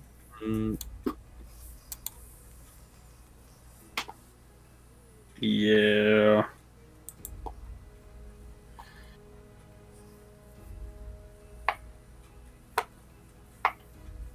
He still has a newly knitted up skin from the last time they fought. That's like, nope. Yeah, it was not a fun experience. You don't give it a high Yelp review. Well, you give it a high Yelp review, but Yelp is in not Yelp is in this is an actual review. Well, it seems like the only way forward, given how tricky everything else back there was, is to go down. Well, yeah, but we're gonna need something to anchor. Just kind of look at the winch. That'll work.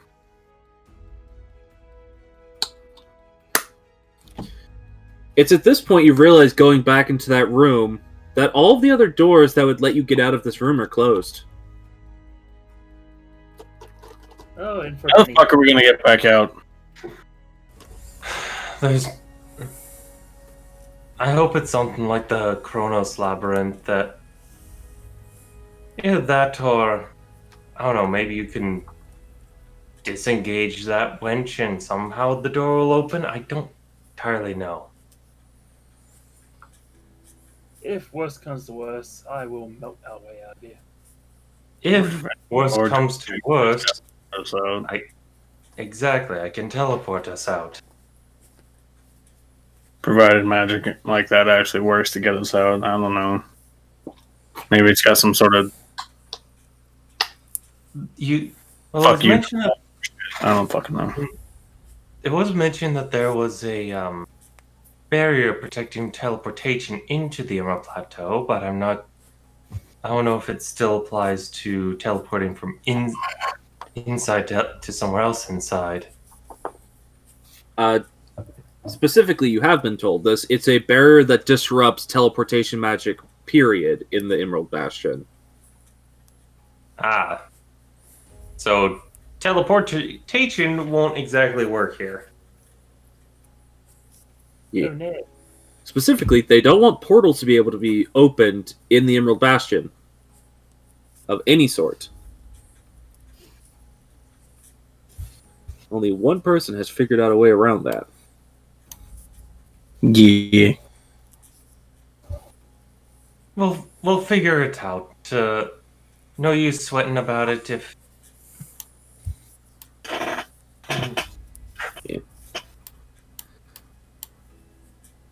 You do kind of know that teleporting kind of works over very short distances, or if there are hard fixed points to transfer things between. But it's weird. Fez is gonna lower herself down and drop down to the next cog. Alrighty then. Go ahead and make an acrobatics check. This is one of those things that I changed from being an athletics check. But go ahead and make an acrobatics check to see if you are alright with this. I just need to find my character sheet because I've disengaged it from the actual page. Acrobatics. I am not good at this. Do a flip! Alright, you're able to drop down to the next layer and your feet land on the ice, and luckily you do not slip. It seems the ice you laid down here has a decently rough texture, at least where you landed, so you don't just slide right off of it. Aha, success. You do see, at this point you'd be here. You do see on that nest beside you now, there is the head of one of these wasps as it was poking out, but it's been completely flash frozen. Oh, delicious slurp. Aha. Can I tap it on the side with tap the side of it with the crowbar to just knock the head off? You'd have to actually give it a pretty hard swing to break it off, because it's still a pretty hard structure, but yeah, you could. You'd jam the pointy edge of the crowbar into its head and just pry the head off. Crowbar. Well, I wasn't saying that you had to roll it, but yeah, you succeeded doing so. I Gordon Freeman's head off. Just give a good old whack. You now have a hell wasp head that is very frozen. It's like the size of a fucking basketball. Pretty much, yeah. At least. Alright. Y'all didn't see Failsy die when she dropped down. What are y'all doing? Yeah, I'm still not trusting that.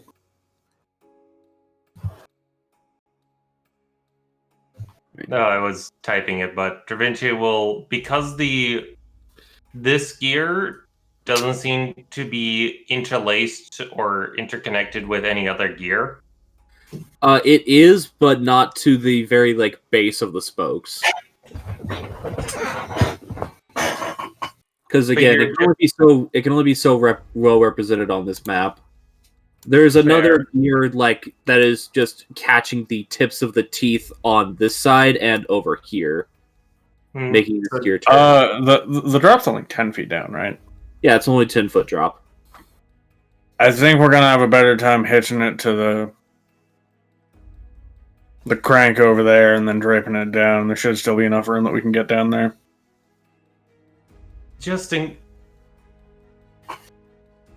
Do you know any quick release? Wait, no, that wouldn't work. No. I would say the only issue with trying to do that, Brimstone, was that if the rope goes slack at all and gets caught in this tooth, it'll get pulled away. Because this gear is still turning.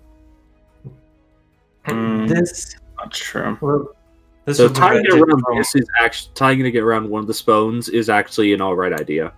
And also, this allows the maximum amount of length. So if we have to cut it, we then have 40 feet of rope instead of 50 or 35, whatever. And if we have to continue going down, well, we got the extra length to go down. Yeah, alright, I guess that makes sense. Okay, Da Vinci will tie it, and then he'll go down. Alright. Because you're using a rope, this has to be an athletics check. But the DC is low. 18? Yeah, you just lower yourself down. It's a little weird because occasionally the gear will turn, and thus your entire body will turn with it. The momentum that's a little unnerving, but it doesn't affect you being able to climb at all. I will say this: you had to at least use 5. Well, those spokes are 2 foot wide on each. You probably would have at least had to use about almost 10 feet of the rope just to tie it off in a way that you were safe and secure with. To get it completely around one of those spokes and then tie it off. That's fair. Well, Da Vinci will look down. If you're trying to look down the middle, you can't because there's a giant frozen wasp nest filling the middle of the... Well, down on this side. Alright. Those are sharp teeth. Those are sharp gear teeth. But they do appear to drop down to another lower gear. Which I will review now. It is a similar 10-foot drop. We've got still another 10 feet down to go. Are you fucking kidding me? At least. Down the center of this one, or down the side of it? Either way, technically. The center would have been safer, but the sides are currently the only access point now. You just boot the hive down? We could try that. Or cut the webbing holding it and just let it fall? It's an ice sculpture. Yeah, Brimstone, you look down the hole. You're not super sure, because you even stand there, you're not really sure what the spell was. Well, yeah. Because, yeah, you don't understand magic very well, and plus, the bliss thing made it act all weird. But, yeah, that entire gear is essentially just covered with an ice block on top of it now. Oh. Yeah, just looking down. Oh. Okay, never mind. That didn't take too long to melt. Brimstone, make an intelligence check. I'll give you advantage for this because potential military stupidness. Yeah, that's what we're good at. 24. 24. You get the feeling that... Wait, 21. I rolled investigation instead of intelligence, sorry. It's fine either way. I don't care.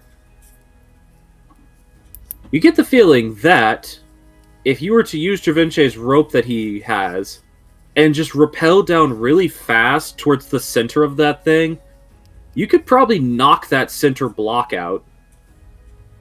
This is gonna be stupid. I don't think I've ever seen you that animated unless you're around Bliss.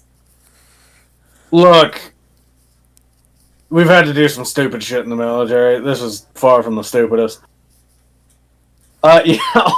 Basically just bundle off about 10 feet of rope and practically jump down the center. Alright. Go ahead and make an athletics check at advantage. Okay. And I'm keeping the DC in mind, the fact that you're just letting yourself drop. 18. Alright.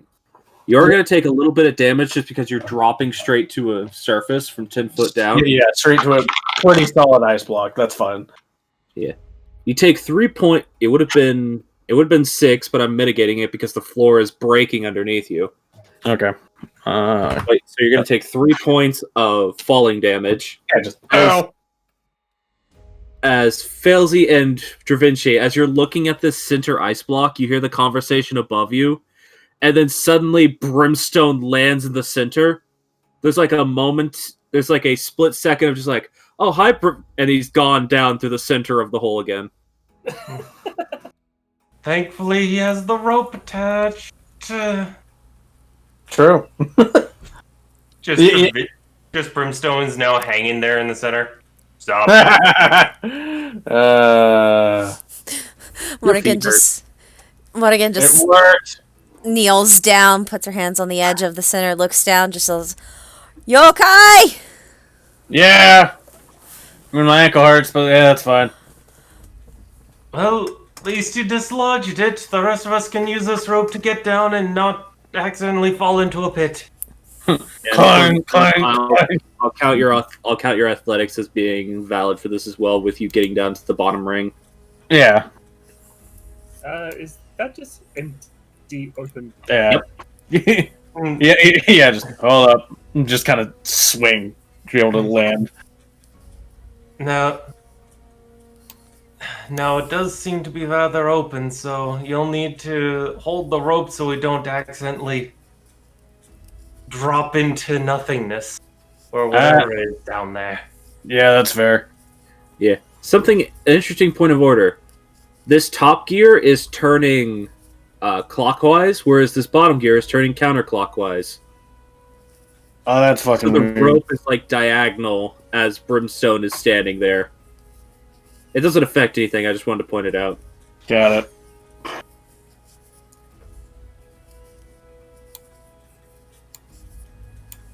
Alrighty then.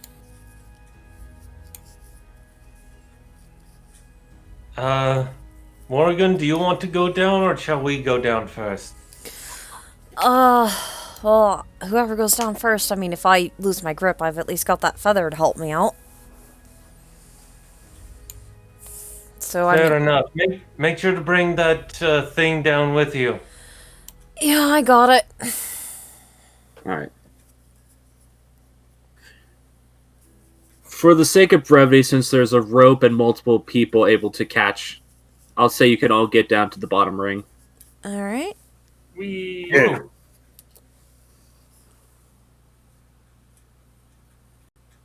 I lost. Lost the orb. I don't. I accidentally Okay. put it in the darkness. It's the magic of the orb. It happens. Is it letting you move your token, Danny? Well, I thought you were moving everybody. I'm sorry. It's fine. I didn't... There you go. I was trying to scroll and move at the same time. It's all good. I'm here to save you from the darkness. What? I have the bubbles that pop up when I click my token. It's not like I couldn't find my token. I never know what happens when you guys drop your token into the darkness. Oh, there goes Failsy. Oh no, I can actually see my character while I'm in the darkness. Just, nope.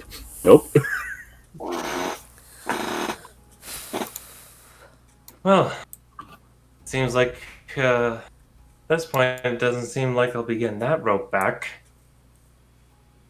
I mean, yeah, probably not. I'll just buy another one. Yeah, I'm sure we can find more. You just leave a rope dangling down the center of this shaft, slowly rotating in place. I mean, the worst that can if we happen gotta- is that I get caught on something. I mean, if we gotta come back this way anyways, I mean, we're gonna have to pull it out, go back up, and then we can get it back, but... Interesting point of order. You cannot see the bottom of this shaft, but you don't see any more gears extending downwards from this point. There is a doorway off to the side, though, and an access on a small access hatch. Well, let's leave this room then. Yeah. Right? It's not locked. And it's not Okay. hard. Oh! Okay! Like, it's not, like, stuck and rusted in place. Gotcha. Just revolver in one hand, opening the door with the other one. Just in case.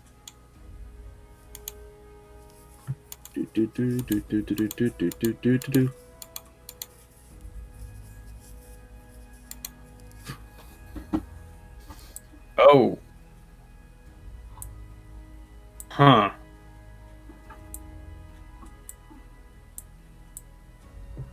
Okay.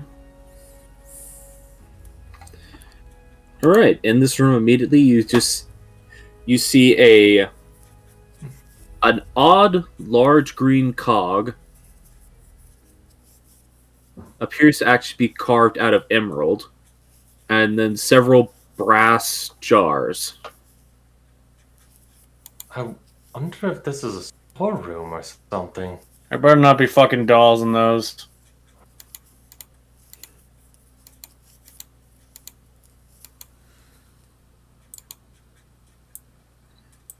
Looks like there's another big, large gear off to the side too. Oh, god damn it. Show what Brimstone can see.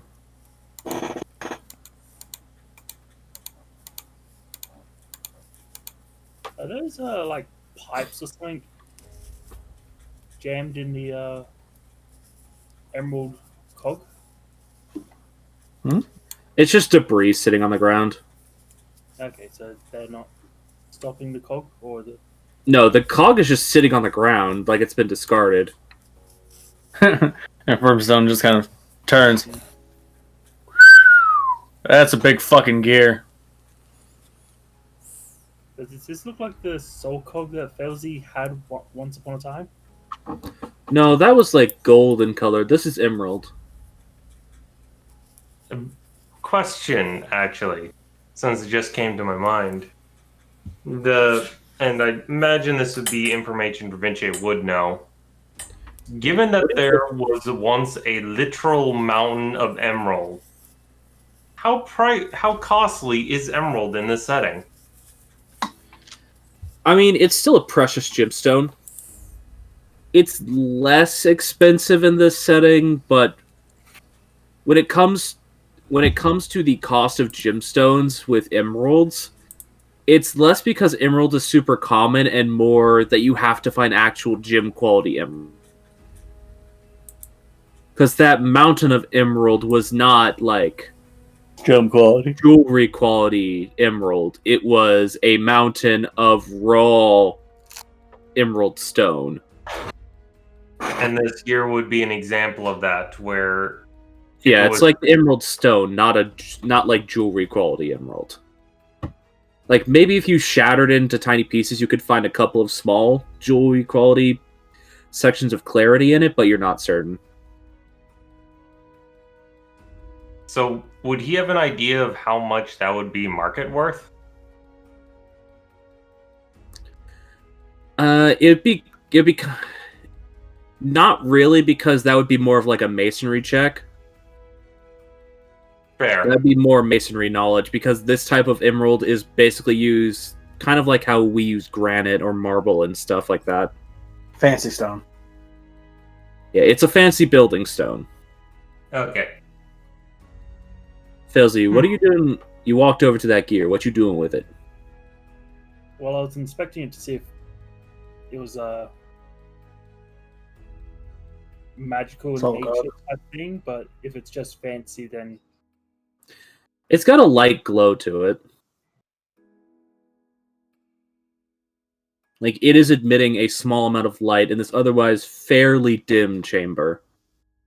Though this is the first time you all have encountered a lit chamber that is natural or that is artificially lit via the walls.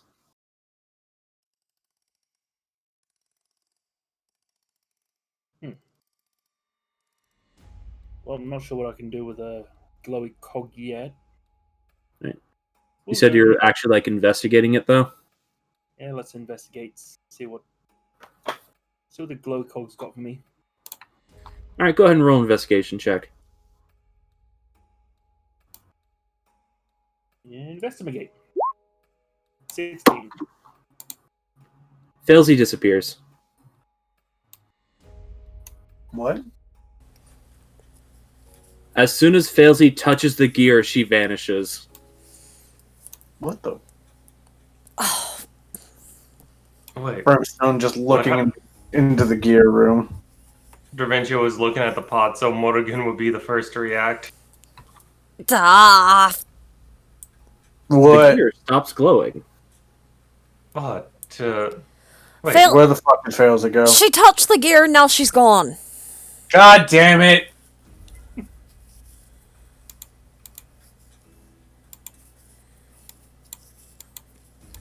Trying to reveal where Failsy is.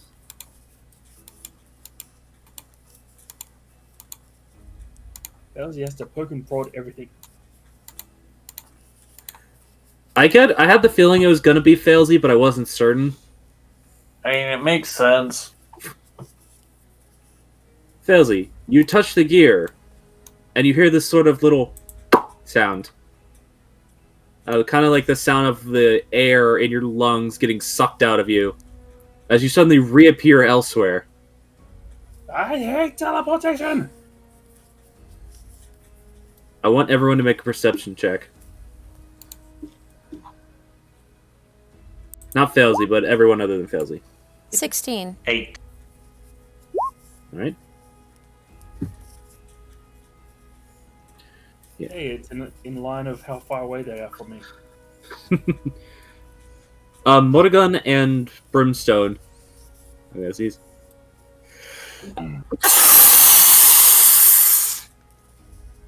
Oh, okay. Did you need to sneeze or deflate? Yes.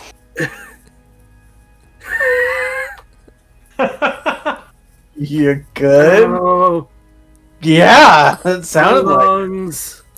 Yeah, I bet. You just experienced what Failsy just experienced.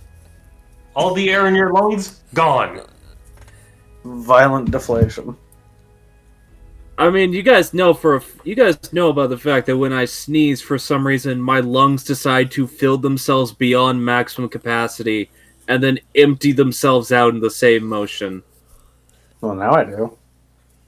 That's how I sneeze for some reason. If I know it's gonna happen, that weird decompression sound happens. If I don't know what's gonna happen, it sounds like a foghorn goes off. You It can is- hear it echoing through the neighborhood. It has happened in stores before. I have heard children scream because of it. If I accidentally did it into my microphone, I would probably blow out the gain of my microphone. Oof. Oh, my fucking lungs. Oh, I hate that feeling. I'm fine. I'm fine. But yes, you all do hear Failsy shout that she hates teleporting. It sounds like it's very muffled coming through one of the walls. Well, at least she's relatively close by. I don't fucking know. She's not dead. That's good, at least. She doesn't sound like she's dead, and she doesn't sound like she's hurt. She definitely sounds like she's pissed, though. I You mean, heard something? I'm surprised I heard it and you didn't. Just shrugs. But if you guys heard something, then she should be okay. We'll need to work to try to figure out where she went, though.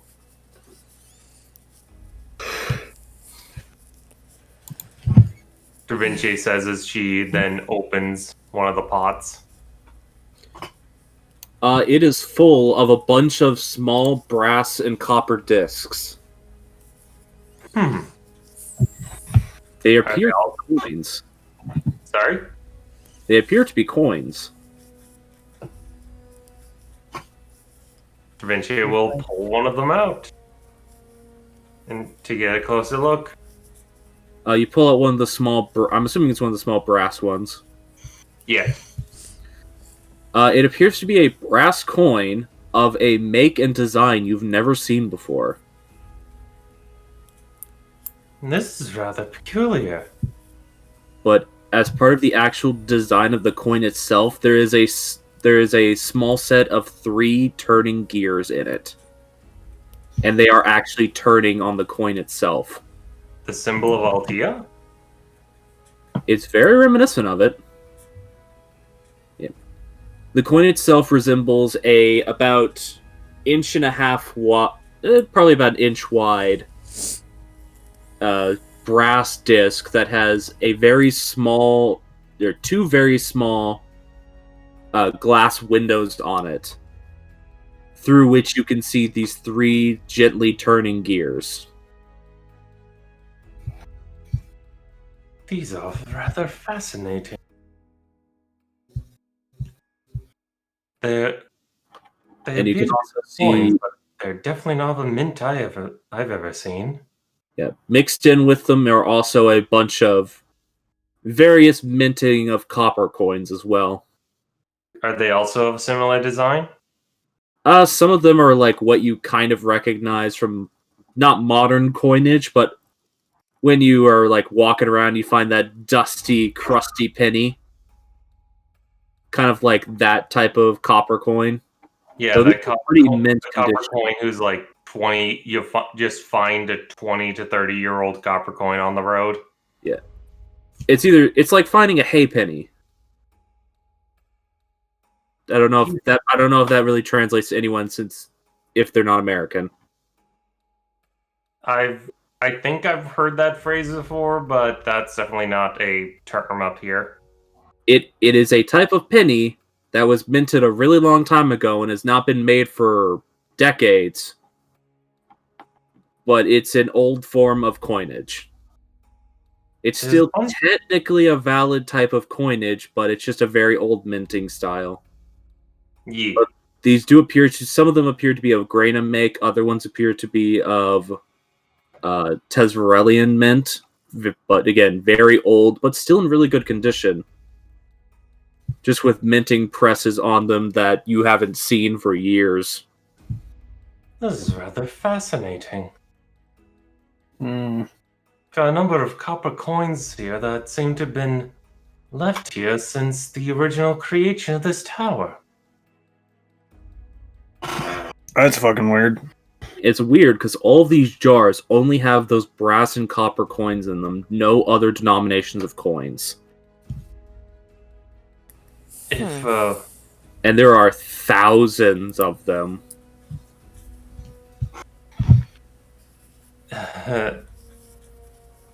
There's the potential that this could be valuable as a collector's aspect. But as of straight copper, I would almost wager there'd be 10 golds worth maybe around in here. Well, keep in mind that's probably around a 4 or 5 foot tall, 5 foot wide jar filled with them. You have no concept of how many coins are in that jar. Yeah, just keeping in mind that it would be 100 copper for 1 gold. So 10 gold would be 1,000. So 1 platinum would be 1,000 copper. So change that ballpark to maybe around like 5 to 10 platinum. And again, you don't know. There's Don't probably know. even more coins in there than what you can even conceptually count, since you never usually have to deal with that many coins at one time. And also don't know what the concentration between these bronze coins and copper coins are. Yeah. And I also have the imagination that this question is going to be shot down in an instant. Is it possible for this to fit in in my haversack? Not the jar. The jar's too big. You could dump a bunch of the coins into it. Yeah, more specifically, is it feasible to get all of the coins into the haversack? Well, how big is the main pocket of the haversack is supposed to be internal of 2 feet by 2 feet, right? Or is it bigger than that? I don't have that brain knowledge. Haversack. Pull it up. The large pouch can hold 8 cubic feet. Yeah, you could actually dump the entire You could actually dump the entire contents. Huh. Or Well, it would be more than 80 pounds of material. Well, You could fill your entire haversack up with these coins to the point where it's full, though. But that would probably at most like dump out the first fourth of that first big jar. You could probably grab that smaller jar and put the entire thing into the haversack, though. That smaller jar still having yeah, all 4 of those jars have the same contents. That's why I'm saying, like, you have no concept of how many coins must be here.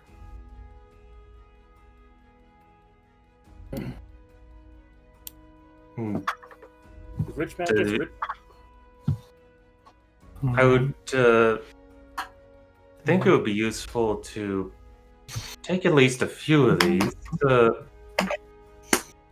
An entire jar would go for a bit, but depends on whether we want to take up that space. Your bag, and also I can't say anything because I'm not there. I will tell you right now that that's the smallest jar would be 40 pounds. I don't know, it seems like a rather poor use of space. Especially since as of right now, we don't know if we can get out of here. Yeah. Right. Well, you all ponder over that. We're going to jump over to Failsy. So, Failsy, you found yourself randomly teleported to a different room with various bits and pieces lying around it. Distinctly, there's a trough filled with black sludge behind you. Another one of those large turning gears. What looks like a cog that is supposed to fit on top of the turning gear. You're not sure why.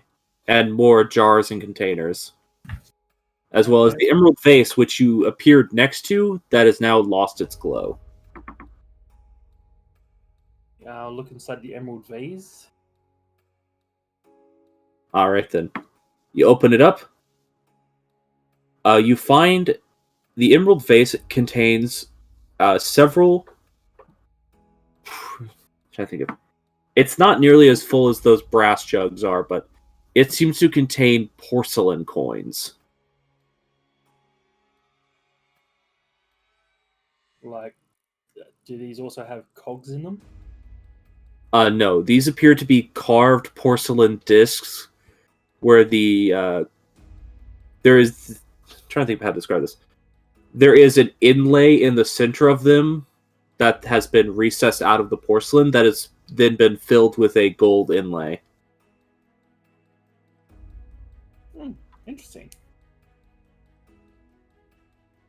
In total, you probably find about 100 of those small porcelain coins in that jar. Can I slip these into my money pouch? Now that it's recently been emptied of platinum. Yeah, you feel like they're probably not going to get damaged with no other coinage rattling around in there.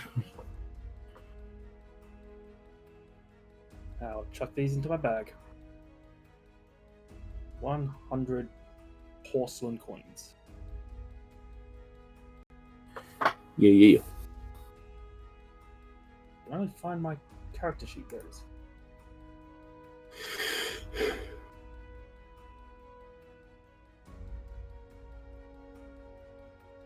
Porcelain coin.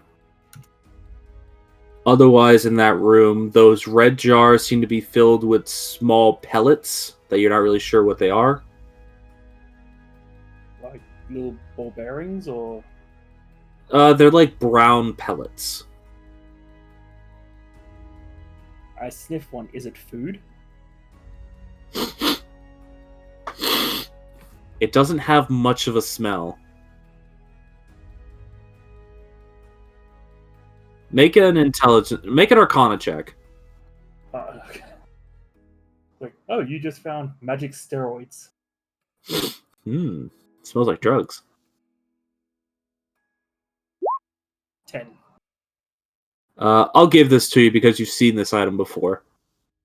Though previously you saw them packed in water because they were being made by a different source. These look like beads of nourishment. Well, I won't go hungry in here at least. Yeah. I think these are pretty old though. Yeah, they're very dry. You're not sure if they're still good anymore, but you're not certain if beads of nourishment can go bad.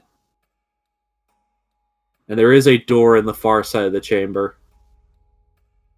I will keep a mental note of this in case I get hungry later. For being trapped in here forever. Desperation snack. Anything else in these last couple of jars? That is not a jar. That is a large brass hub. It's like a kind of akin to a large brass cap that's sitting on the ground. And that jar does not have anything in it. Okay. Do I know what this sludge is? Looks like sludge. Kind of looks like oil, though you're not certain.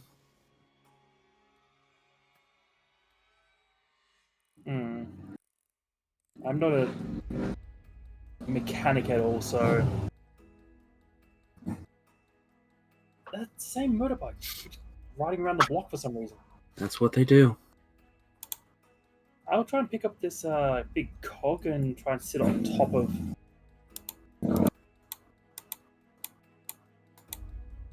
Okay, fine, he's gone. Sit on top of the cranky thing. Alright, go ahead and make a strength check. Huip! Bleh. Alright, surprisingly, Failsy, you're able to lift up that pretty heavy cog and slot it into the top of that turning wheel. It seems to slide down and lock in place. See? Meddle with things and... good things happen. I will try and open the door because I assume spinning this cranky thing will let me out. Alright, you're gonna try open the door? Yeah, I'll probably abuse the living shit out of my crowbar because it's magic. Alright. I'll allow the same to happen in this case. You jam the crowbar into the side of it and use it as an extra leverage point. It's an athletics check? Yeah. Oh, right. I have 0 strength, so yeah, that's why I made the crowbar. And because it's a crowbar, you have advantage. 24. Alright. You give it a hefty turn. The door in front of you does not open. Brimstone. Suddenly, out of nowhere, this large door just slides open. Clunk.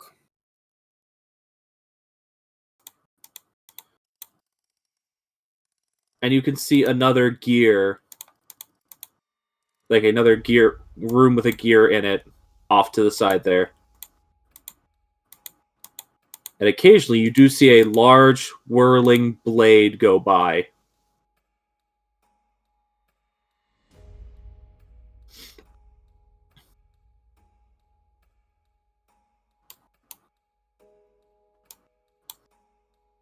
So, that might be a fucking problem. What? So, out of fucking nowhere, this door over here just decided, hey, I'll fucking open up. And, looks like there's a blade in there that's whirling about. Might be a case of Failsy messing with something and that blade being reminiscent of the minute and hour hand on that gear we saw in a previous room. I mean, yeah, probably. I wonder if that would then be where we use the lovely slowy down thing. I don't know what it's called, okay? I don't know. I mean, it seems like that's probably the best place, but...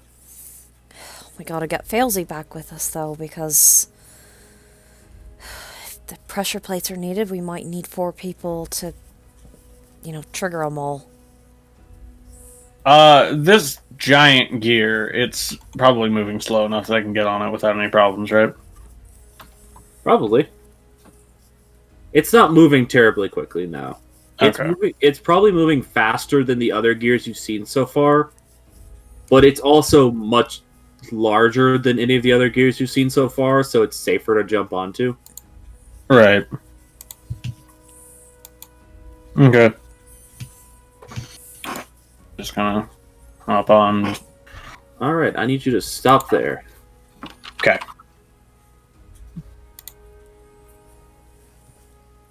As from that large blue crystal off to the side of the room, a bolt of lightning leaps out towards you. Ah, god damn it! I need you to make a dexterity saving throw. Dex save. Fuck me. Alright, you fail. Of course I do! So roll 3! God damn it. Roll a 3! Last time I had to make a dex save, I rolled 2. You're lucky that I lowered the damage level of this spell. I'm a kind god. Wait, those are the wrong dice. I need those other dice. Oh, by the way, Failsy, as you're standing in that room, nothing happens when you open up that, or when you turn that wheel. You wait for a couple of seconds, and then you just hear a fucking lightning bolt go off, with the sound echoing through the doorways ahead of you. Oh, that was a good roll. I'm sure that's fine. That was an unfortunately good roll. I don't think I killed them. Did I?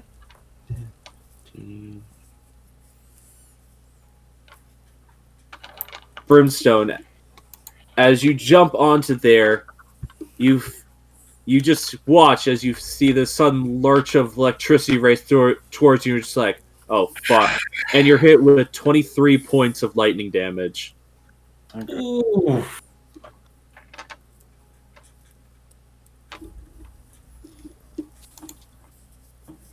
You let a little of smoke as your body is currently being racked with the electrical pain.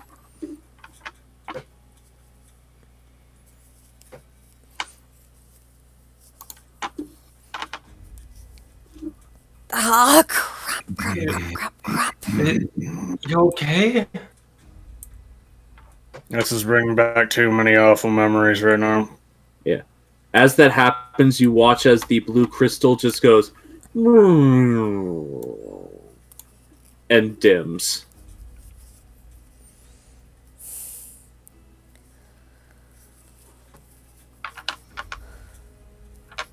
That. Do you need any help there?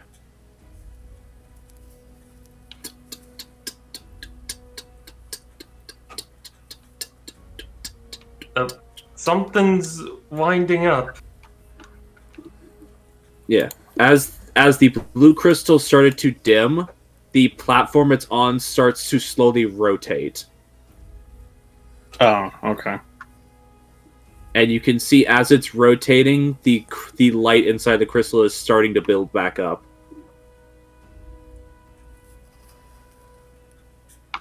Oh.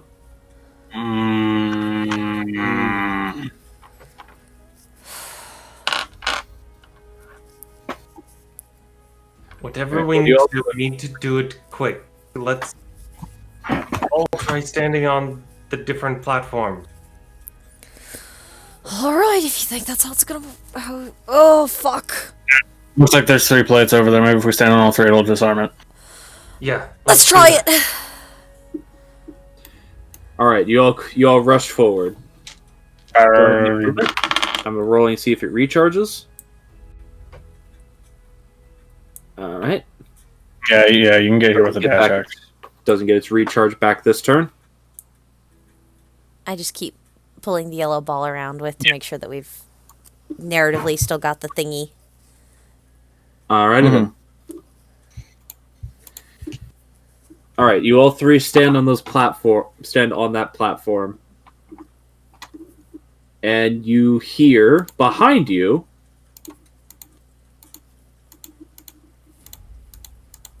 as that door unlocks and then locks back into place open. Well, that's convenient. I just hope this fucking thing doesn't go off again. It's still winding and charging up as you all are standing on it.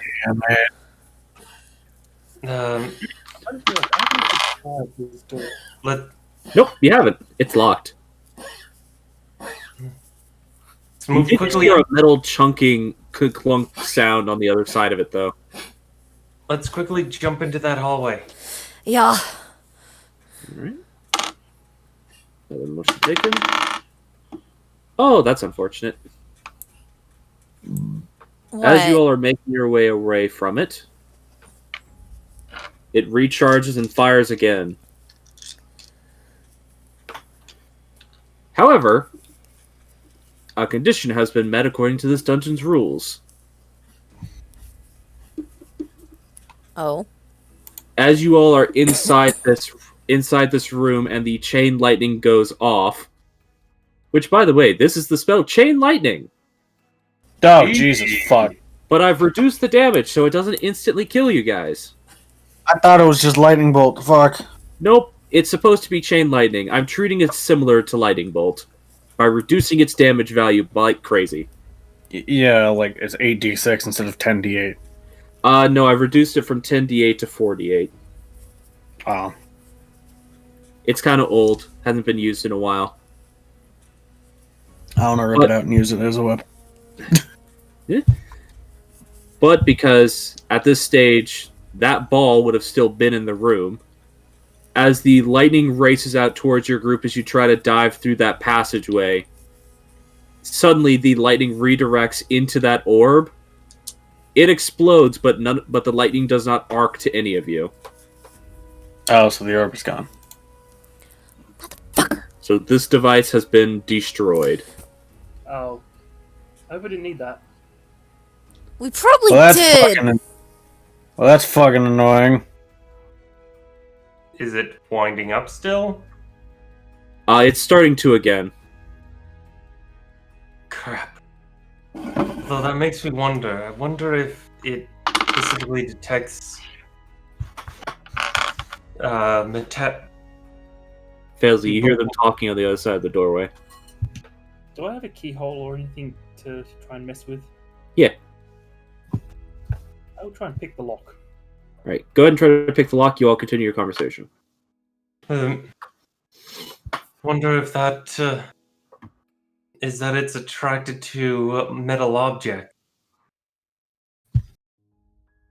One's going to be a little fucking hard to cross, considering, you know.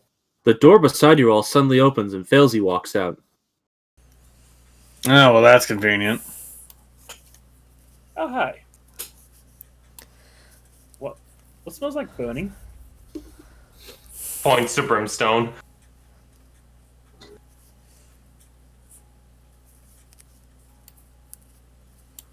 Yeah, I don't want to talk about it. I'll leave you for like 5 minutes and you get burnt? Electrified, actually. And the thing that slows shit down got exploded. We didn't get electrified, though. Oh god, you broke my thingy as well. I didn't do it on purpose. Be fair, that fucking crystal did it. That crystal there launches out lightning to anyone who goes onto that gear. Thought standing on the 3 platforms would end it. It didn't. It did open up this door.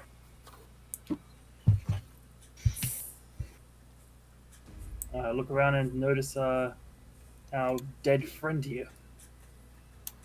Yeah, you notice a skeleton, where a skeleton clad in what appears to be almost like adventuring gear that has been weathered and burnt.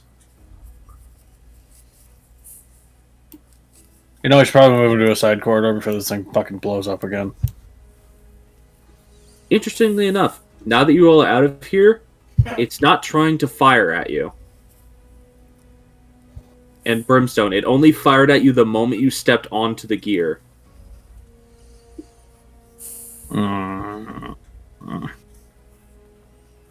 Some form of mechanism to keep us off the gear. That's irritating. Yeah, a little bit. Oh, I guess I'll take a look, see at this guy's gear. Maybe he's got something that isn't burnt to a crisp. I'm guessing he took a lightning bolt to the chest. It looks like he probably took one to the back and then slumped backwards against the wall. Ah, poor toasty bastard. He also dropped his sword over here. Yeah. It appears to be a bronze sword.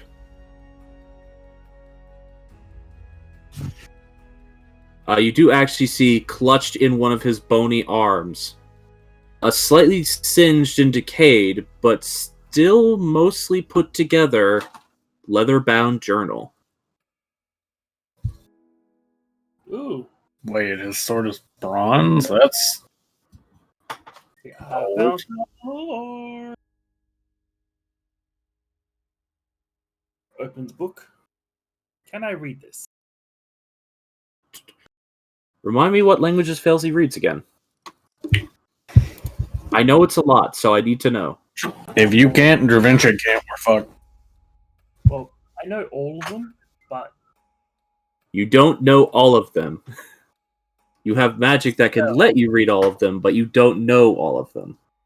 I know Common, Infernal, Celestial, Abyssal, Draconic, and then subsets of Draconic and Abyssal, which is mostly deep speech and Yuan-Ti. Yeah. Alright then. You cannot read this.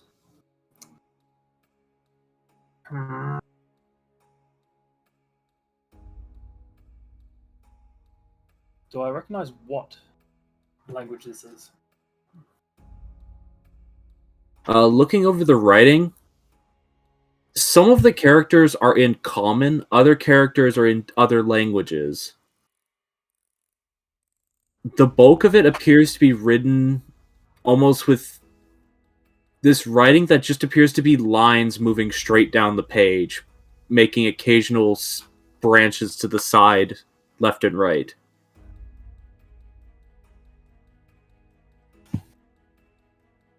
It reminds you a bit of the wiring you've seen underneath the floorboards here. I'll show the writing to the rest of the group. Anyone read this? No. No? Da Vinci. Me? You're not sure why she's confused. She's just holding up a book with normal words in it.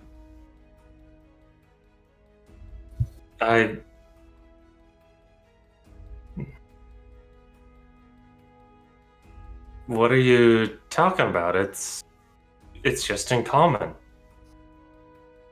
The fuck it is? What?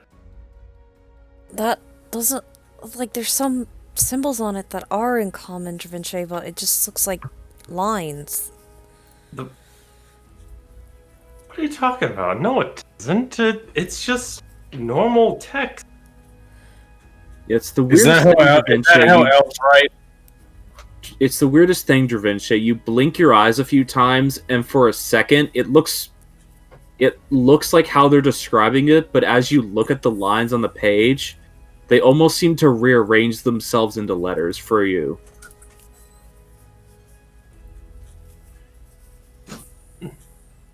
Listen, no, craziness aside, and I'm not saying you're all wrong, but I can read it, so let me take a look at it, okay? Wouldn't have a reason Probably to some lie, multi but at shit. least one of us can read it. I mean, to be fair, if it was anything other than common and infernal, I can't fucking read it. I could force it to let me read it, but then I have less explosions to give. Save your Well, Da Vinci can. All right. Are you- Da Vinci, you look over this book, and it appears that this person, or they seem to be noting in their writing, that several people were actually exploring and mapping this place. And they were noting down their findings as they were going along. But the diagrams you're seeing in this journal, although some of them have been burnt, so you can't totally make sense of them, and some of the writing is damaged, the diagrams you're seeing are not of regions of the dungeon you've seen before.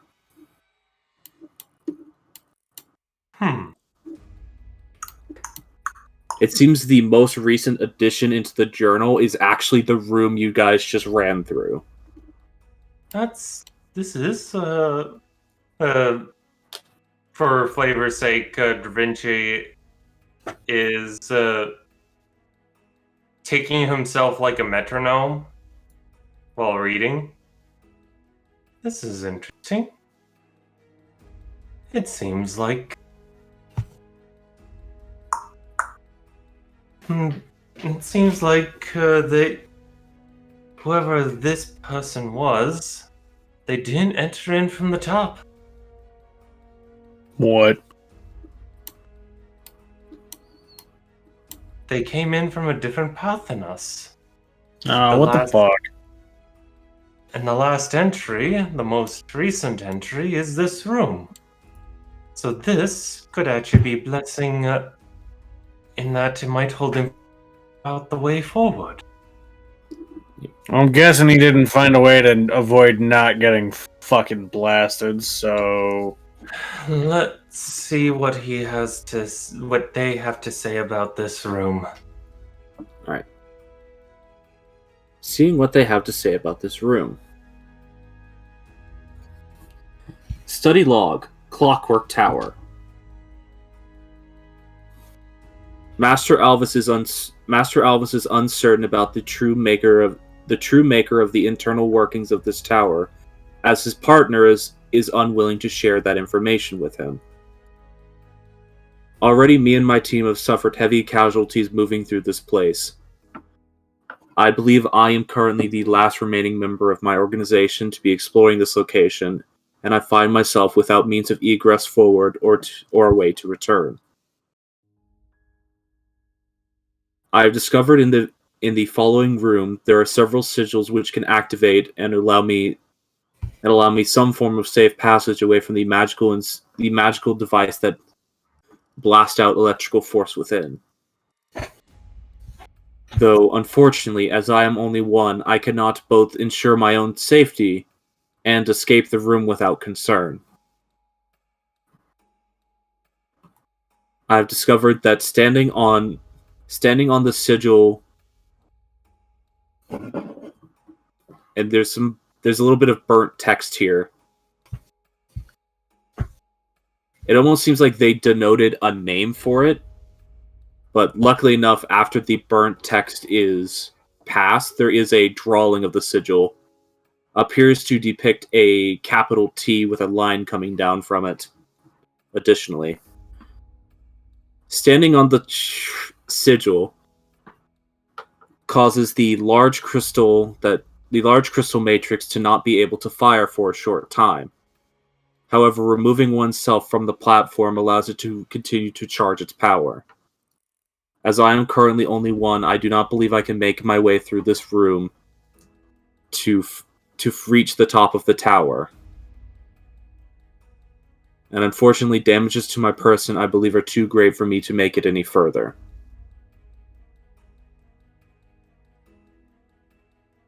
This... Huh. What? Alvis didn't... What? What? Was he reading that aloud? He would have been reading to himself, ticking. Okay, so... a few things to note is that there are sigils that can be used to navigate around this area, and additionally, that symbol in that large symbol over there, according to this book, denotes that standing on that symbol will deactivate the crystal, but someone needs to be continuously standing there in order for it to remain deactivated. Great. If you all actually look around at places you've been through so far, that same sigil appears on all of the switches you've pressed down to turn off devices. Okay. Given everything else we've seen, it almost seems like that symbol denotes an off or disengage switch. But okay, so a brief bit of context. There's the rumor around the town amongst horologists and clockwork aficionados. It's don't ask me how I know. Is that this place was built by a clockwork maker by the name of Alvis, who I believe was a devoted worshipper of Altea, and a other clockwork and fellow worshipper by the name of Pacino. But according to this journal, Alvis didn't make this place. To clarify, it did specifically note that the inner workings of this place are unknown to us, as Alvis does not know what his partner was doing. Oh, okay. Okay, I misunderstood that. Based on how this is worded, it sounds like this person you know probably as Pacino was doing things without Alvis's approval. Okay, rewinding that back a bit. So there were And Elvis and Pacino worked together to make this place, but apparently all of this area regarding death traps and such, a lot of it was of Pacino's make. Huh. Which is odd because I had met the man and he struck me as a bit more of a kind-hearted, passionate craftsman. How would he go all these lengths to make all this, and why was none of this documented? Wanted to keep it secret. Well, if there's supposed to be a piece of Altea here. True, this poor unfortunate soul was the last of an expedition to actually map out the region, the inner workings of this place.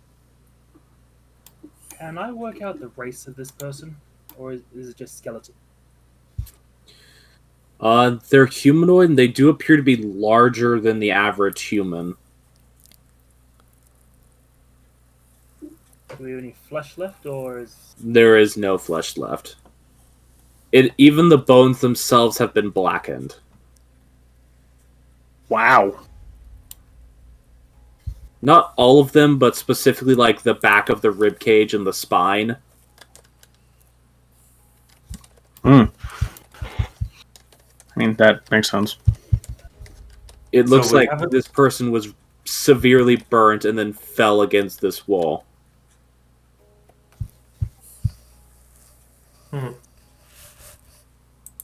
But on the plus side, we now have this book, which dictates what's ahead of us, and we now have information on how to disengage some of these traps.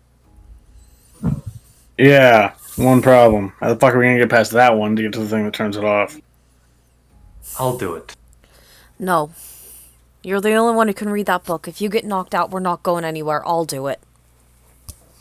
Before we go... We got a couple of doors over here. We should see if there's anything behind those first before we start trying to throw ourselves to our death with that fucking thing. That is true. The book does document about there being passages around that symbol. I don't know how many of them will actually work.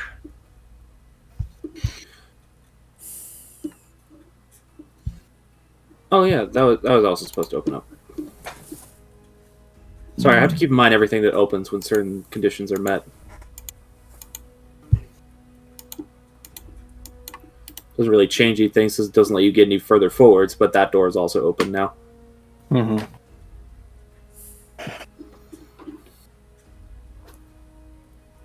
the door's next to me locked. Yes, both of those doorways are locked.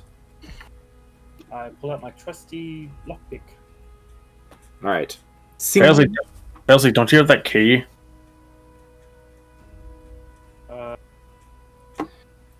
The thing you all found in the previous chamber is far too large to fit in either of these doors.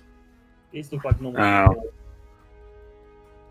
I wonder what that key could possibly be used for. Mm. There it is. I'll look while you're doing that. I'll look through this book to see if there's any mention about a lock that could not be opened. Nothing on 1. Little click out of 2. 3 is binding. Boop! And there's A nothing dead-end doorway. What the fuck? You open the door, and a room just wide enough for the door to swing open is in front of you. The fuck is the point of that? I poke my stick to the walls just to, like, in a sort of clanky sound to make sure that they're all solid. You tap a tap on the walls. All feel pretty solid. Oh, that is a cruel joke. Yeah. Did someone pick up the bronze sword, by the way? Don't think anyone has, so Fells is going to pick it up and inspect it if no one wants it.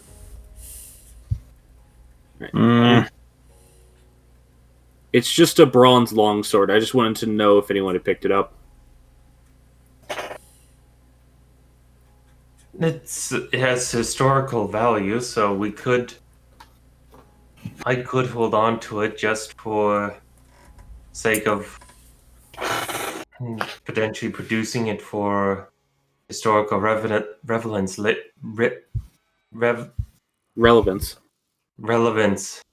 later.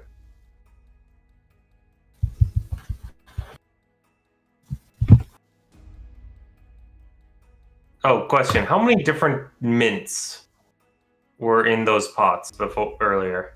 You said Granum and Tezerel. Those are the two you recognized. There's another one similar to the turning cog minting of them, but it doesn't actually have the actual like turning pieces inside of it. Okay, just wanted to make sure because you would grab 20 of each different kind. Yeah, you would essentially be getting 30 or 60 copper coins then.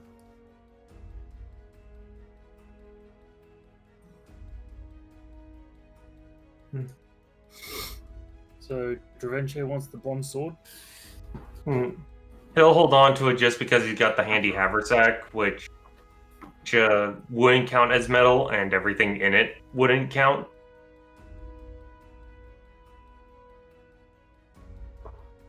Nope. Okay, I was gonna go back to picking locks then. Alright, pick away. And Dravenche, go ahead and make an investigation check to see if you can find anything going forward about what you're going into. Pick. See. Alright. Unfortunately, Filzy, as you're picking away at this lock, it doesn't seem to be giving way to you yet. I will continue messing with the door because the big cog out there is kind of scary. That's fair. You can make another attempt at it.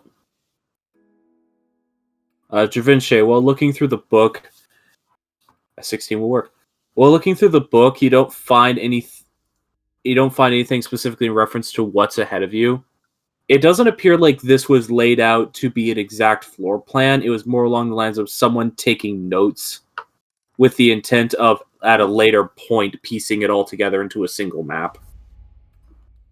Fair. He was more checking to see if there was anything noting about, like, found a door that we could not open. Oh.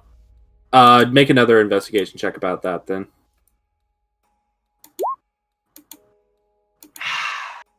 Darn.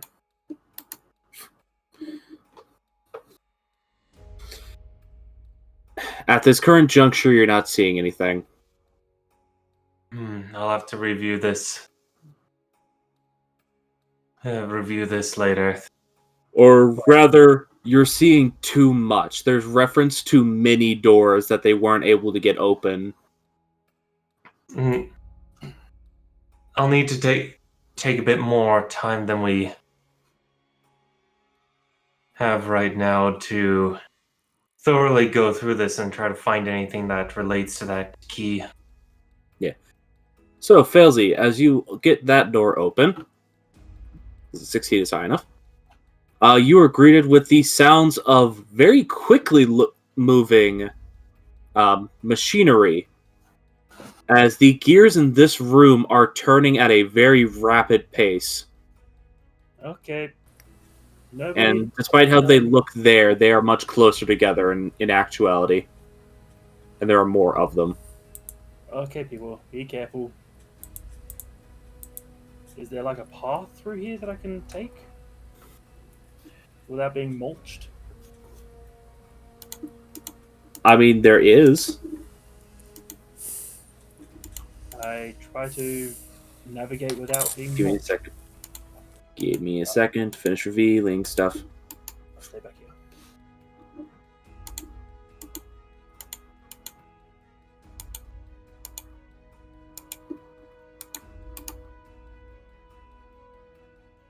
Haha. A door. Actually, this can all be revealed. All right. So you have very quickly very quickly rotating gears that are each in of themselves appear to actually have sharp edges on the sides of them. You get the sense that if you're a little acrobatic, you can make your way through without getting nipped at by these gears. This place is a bit of a madhouse. A little acrobatic. Felzy is only a little acrobatic. All right, well, if you're going to make an acrobatic check. I'm tossing up whether or not to throw a grenade into the room and just freeze all the gears. You don't know if that'll work. These ones are moving much faster.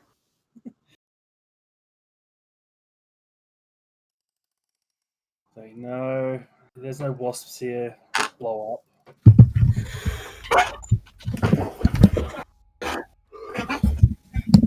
Guys. Possibly. Make an acrobatics check. 12. All right. I'm going to move you forwards because there are multiple stages of acrobatics check needed for this room. You get to here, but you've managed not to be sliced yet.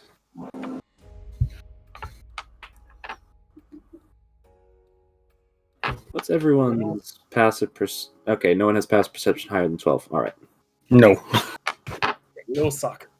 Yeah, the only one of us that had a passive perception higher than 12 was Keta. Ah. Unless I still have high passive perception from drinking random bullshit. I think that was temporary. I don't remember what you drank. Probably the cactus. Rainbow cactus juice. Flavored juice. That was a couple of days ago now, so you would not still have that effect. I'm pretty sure that effect wore off in like 5-10 minutes. Or wore off in an hour. But yeah. Still. Rapidly enough that it would not be a factor here. Yeah. I already used my Oh, but here, this would be a very inconvenient time for this.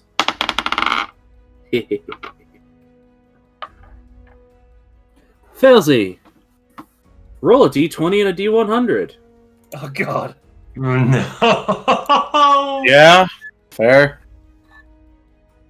1d20 Yep, 1d20 and 1d100, please. and a d100. This is where Felzy becomes incorporeal and falls to the floor. I mean, incorporeality would just mean she could. Well, no, she couldn't. She would still take damage.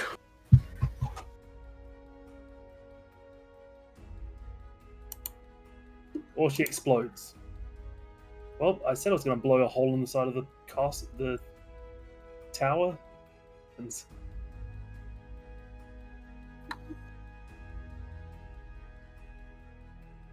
well, she rips open a rift and here comes a demon.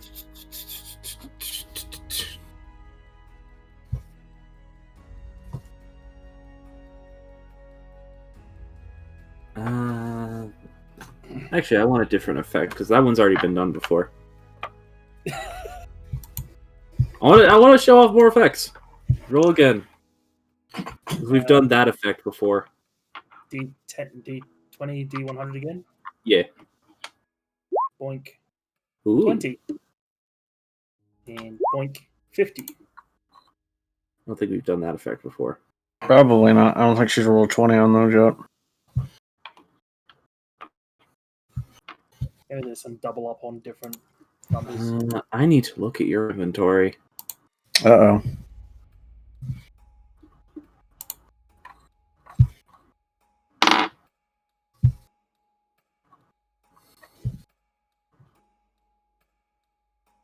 Tells he summons a random fae to steal one of her items, which then gets eviscerated by the gears as it tries to leave.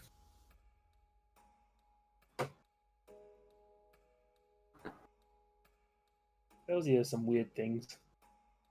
Yeah, you do. I just realized I have the perfect way of getting through here.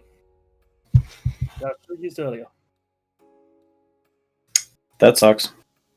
I suppose I'll use that if things start going wrong. I'll just turn into goo. Just slide straight on all the gears. I mean, that is an option. Alright. As you all are making your way through here, and you all see Failsy walking in front of you, suddenly her pistol falls out of her pocket and onto the floor. Who knows? Uh-huh. Can I get it back? You would have to make a very dangerous reach down onto the ground to try to grab it, because, again, the gears look like this on the map, because I made the map bigger so it could be more easily read, but they're much closer together than that. So it require another acrobatics check if you want to try to grab the thing off the floor. Fuck that, mage hand. Alright. Just sort of mage hand and just scoot it back to underneath me and then pick up. Alright. Or, There's no place for it to go. Your other pistol is still there. I will. You don't know where this second pistol came from. Wait, what? There's... You thought you dropped your pistol, but there's another pistol now. I duped a fucking item! I have two pistols? Yes, you have two pistols. Holding it at arm's length, I examine second pistol and cast Identify. Mark the spell slot off. However, nothing happens. There's no magical things about this pistol. I'm going to say, Dravinche, you saw this as Failsy was making her way through these spinning blades. A second pistol just sort of drooped out of the first one. It's like in Gary's Mod where you do item duplication and They it slide just out of each other. out of itself. Yeah, that's basically what just happened. Another one just sort of boop out. And Failsy, focus on what's confusing another time. Focus on your own survival right now. Just surrounded by spinning saw blades, basically. Well, I dropped dice. so I'll have to put my Dominate Fate back up. As we're going through, Da Vinci will be... Can I roll a perception check to see if there's anything else in this room, and to Sure. get a... How to put it? Go ahead and roll a perception check. That's a 16. Alright then. You do notice something. There is a gap between these two gears that looks just big enough for a person to maybe slip through it. But it looks like it would be very dangerous to try.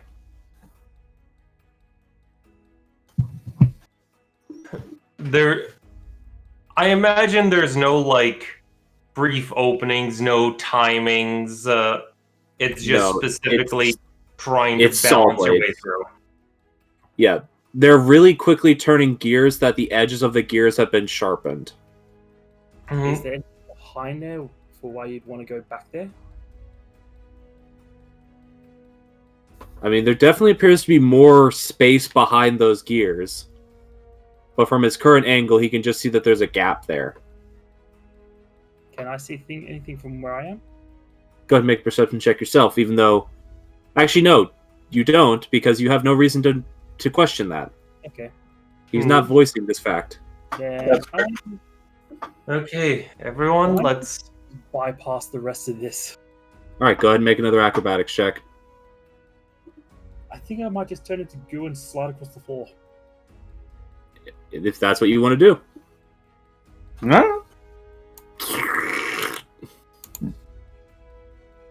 Where is which one? Failsy! You Failsy! watch as Failsy suddenly melts and turns into a puddle. Right, you can do that. That's actually really good for this. So when she reforms, Da Vinci's gonna call out, Failsy! It seems like there's a opening back there. Could you maybe use that trick to try to find see if there's something hidden back there? Nope. Sorry, can only do this once a day. Oh.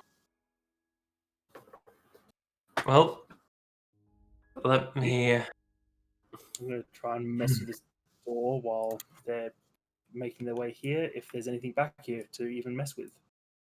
Da Vinci will try to go through. Door is not locked. Alright, go ahead and make an acrobatics check, Da Vinci. That is 24. Flying colors. Move to the first position.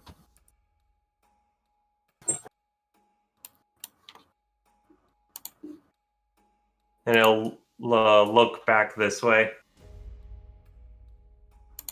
Give me 1 second, I'm polygon revealing.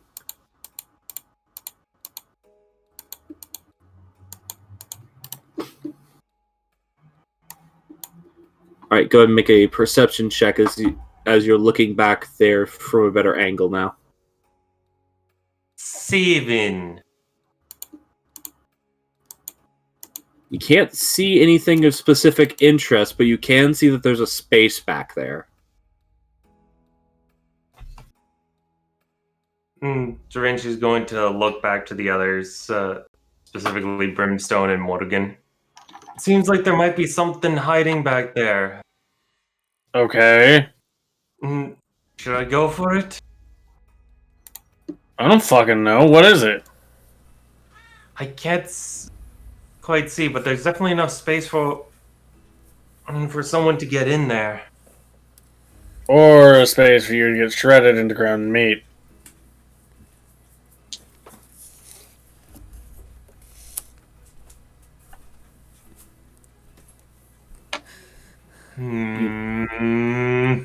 If you find you can't fit, you could always back out. Well, I don't have You're limber enough to have that choice. I don't have a lot of clothes on me.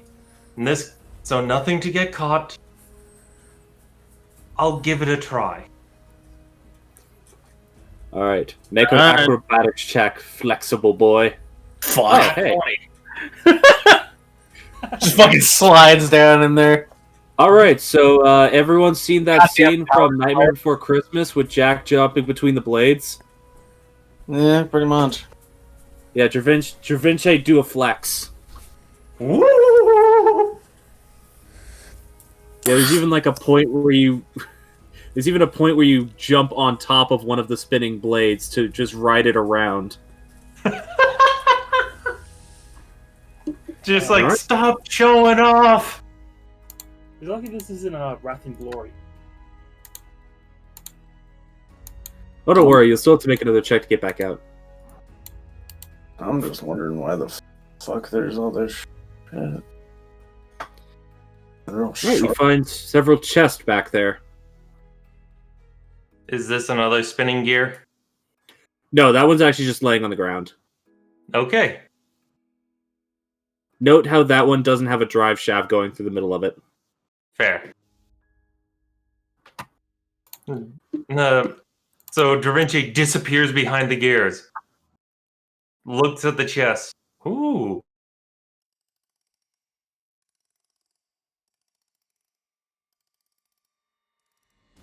guests hidden back here. I'll try to grab what I can and then meet Oh, up with the rest fucking of you. course there are. Point of interest, Revenche. That is a chest that is seemingly made of solid red gold. Hmm. You know what's interesting? Gold? Or red gold? No, red gold. Huh. It's an interesting material. It's essentially just a It's not really a chemical treatment. It's an alloy of gold that has copper in it, to where it takes on this reddish hue. Well, more specifically in this particular setting, it is an alloy of gold, copper, and adamantium. That is an incredibly expensive chest. I'll first... Da Vinci will first check out what's this small one here. Just a small... That is actually just a small wooden chest.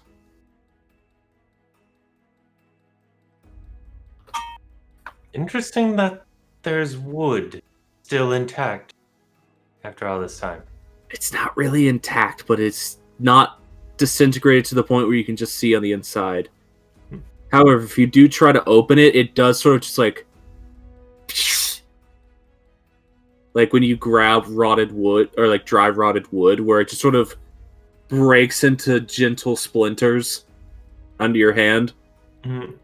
What's inside it?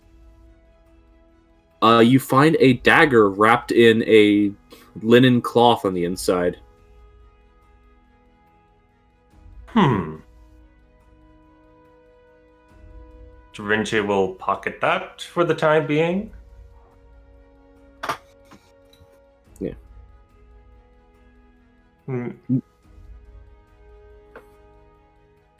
Notably, it is a dagger that actually almost appears to be of a similar make to the hour and minute that Watergun has now. Except, notably, it has a small ticking... It almost has a small ticking gear on the top of the crossguard. Nah, that's Millennium. I wonder if this is second.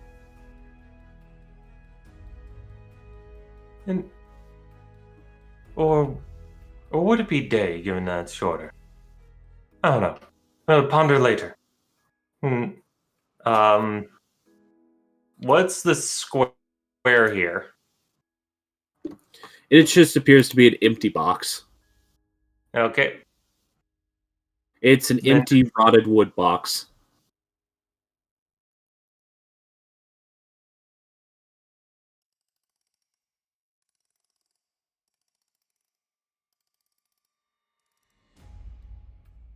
You could take...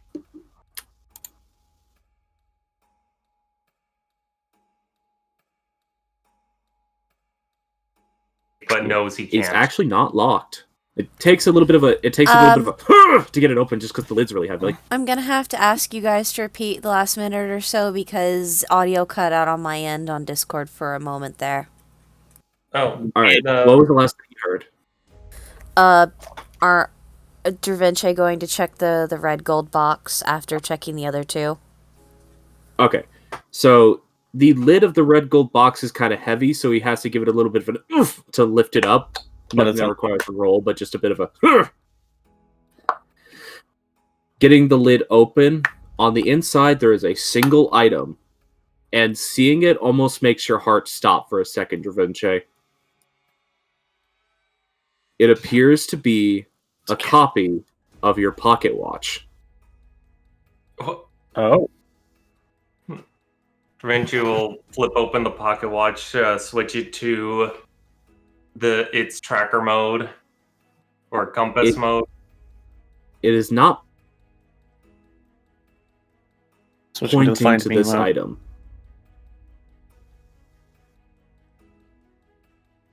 But the outside of the pocket watch is nearly identical to yours.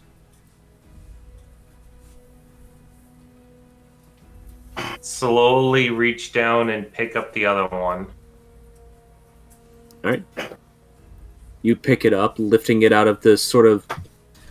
It's a velvet-like material, though you're not sure if it's real or somehow synthetic, given the fact that it hasn't rotted away.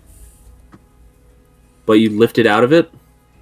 Has the same heft, the same ticking... That same consistent ticking motion you can feel in your own pocket watch.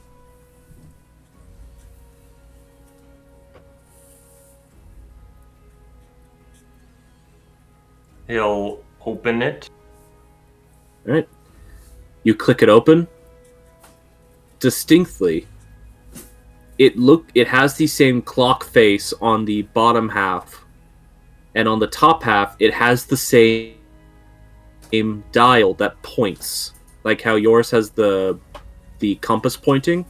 Mm-hmm. It has the same thing, but it is very pointedly aiming itself north.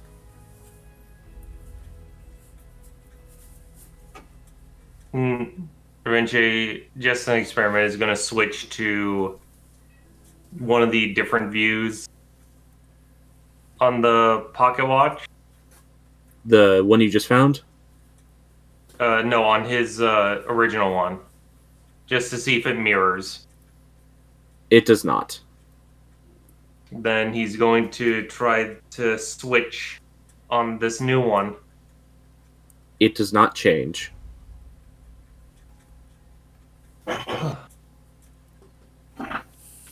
This might not be a piece of idea, but... Oh. I'd like for you to make a history check with advantage. Okay. 20. Thank goodness for Good thing he had advantage. Yes, good for advantage. With your total 20, looking over this pocket watch and remembering specifically what yours looked like before Altia fixed it, this appears to be a replica of the original pocket watch.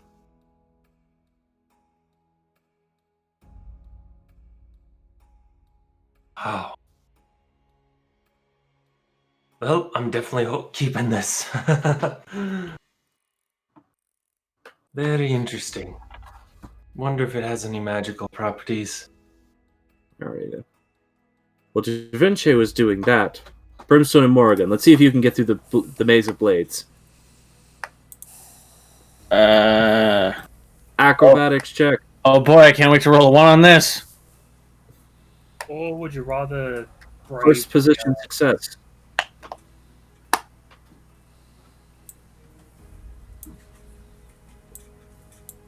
Brimstone, another check.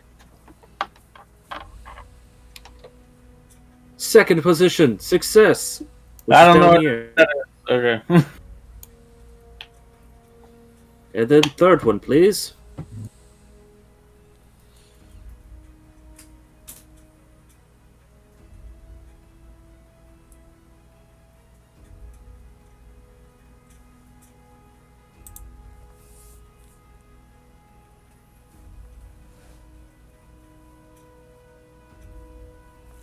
If anybody's saying anything, I can't hear anything.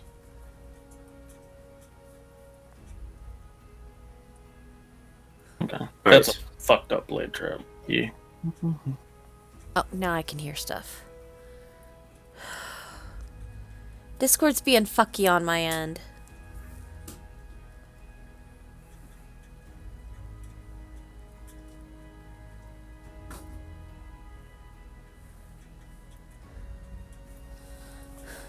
I'm trying to get us to move through this room.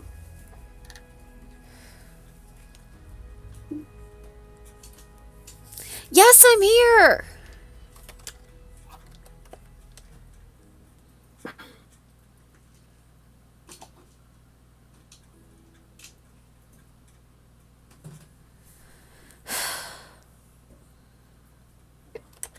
No, I can't. Discord is being really fucky on my end. I'm sorry. No Okay. worries. Go ahead No and just worries. wrap these right then. Well, don't you need me to do the same acrobatic checks? I do, but if Discord's being annoying and we're already getting pretty past our wrap time, we can go ahead and wrap for tonight. Well, it's behaving now, so we could try to finish that up and then do it. Okay. Yeah, let's finish up with this room so we're not starting with the blades. Yeah, it's just 3 acrobatics checks. Okay, here's the first one. Alright, that's a success. So I move here. Yep.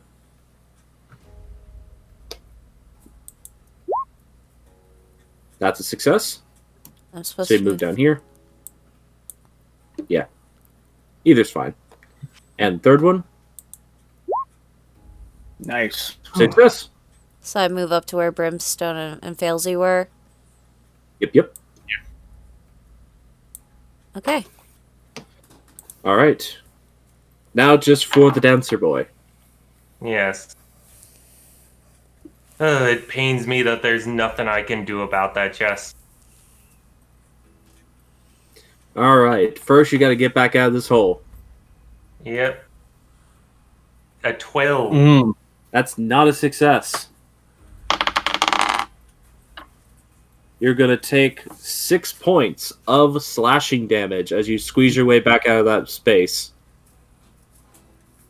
He'll withstand that. Just keep on going. Alright. 15 followed by a 23. Alright. Successes both ways.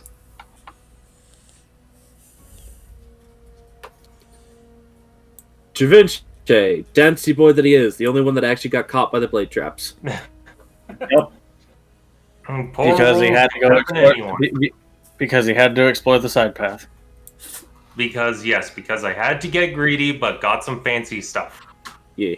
Just so you guys can know, 10, 12, 15, 20. Fair. Yeah, Felzy only has like a 3 in acrobatics. I was not. Critical part only there. Yeah. Alright. That's where we'll end for tonight as you all make your way towards the next room. Felzy now has 2 guns. Correct. Da Vinci has a second pocket watch. And fancy knife. I have 3 guns. Ooh, I see that. Oh, there's a book. And spinning blades. I also see stopping symbol. Yes. 3 of Plus, them. that's where we're done for tonight. Ow, I popped all my fingers.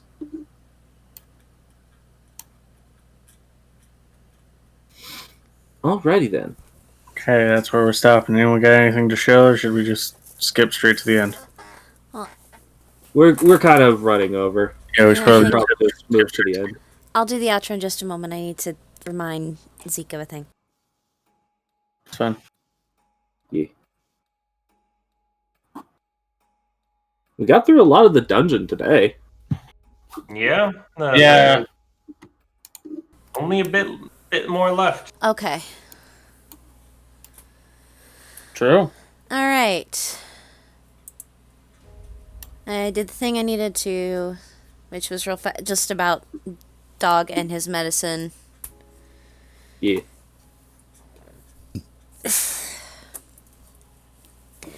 Okay, but if you liked following along with our...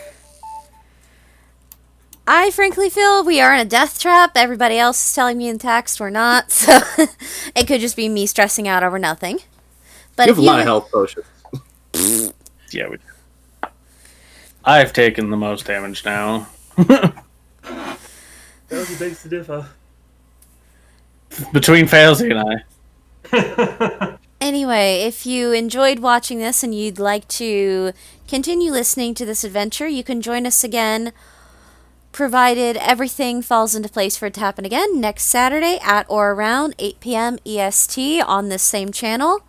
And if not, just, keep an eye on this channel Saturdays around 8 p.m. EST for, more Scattered Realms.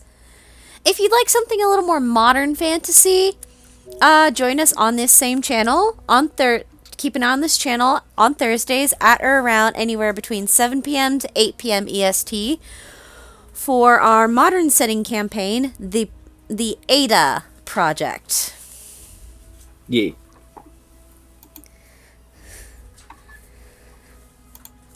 And I assume when I was checking in about the thing that there was nothing to shill, nothing to promote, nothing to announce other than the normal schedule stuff.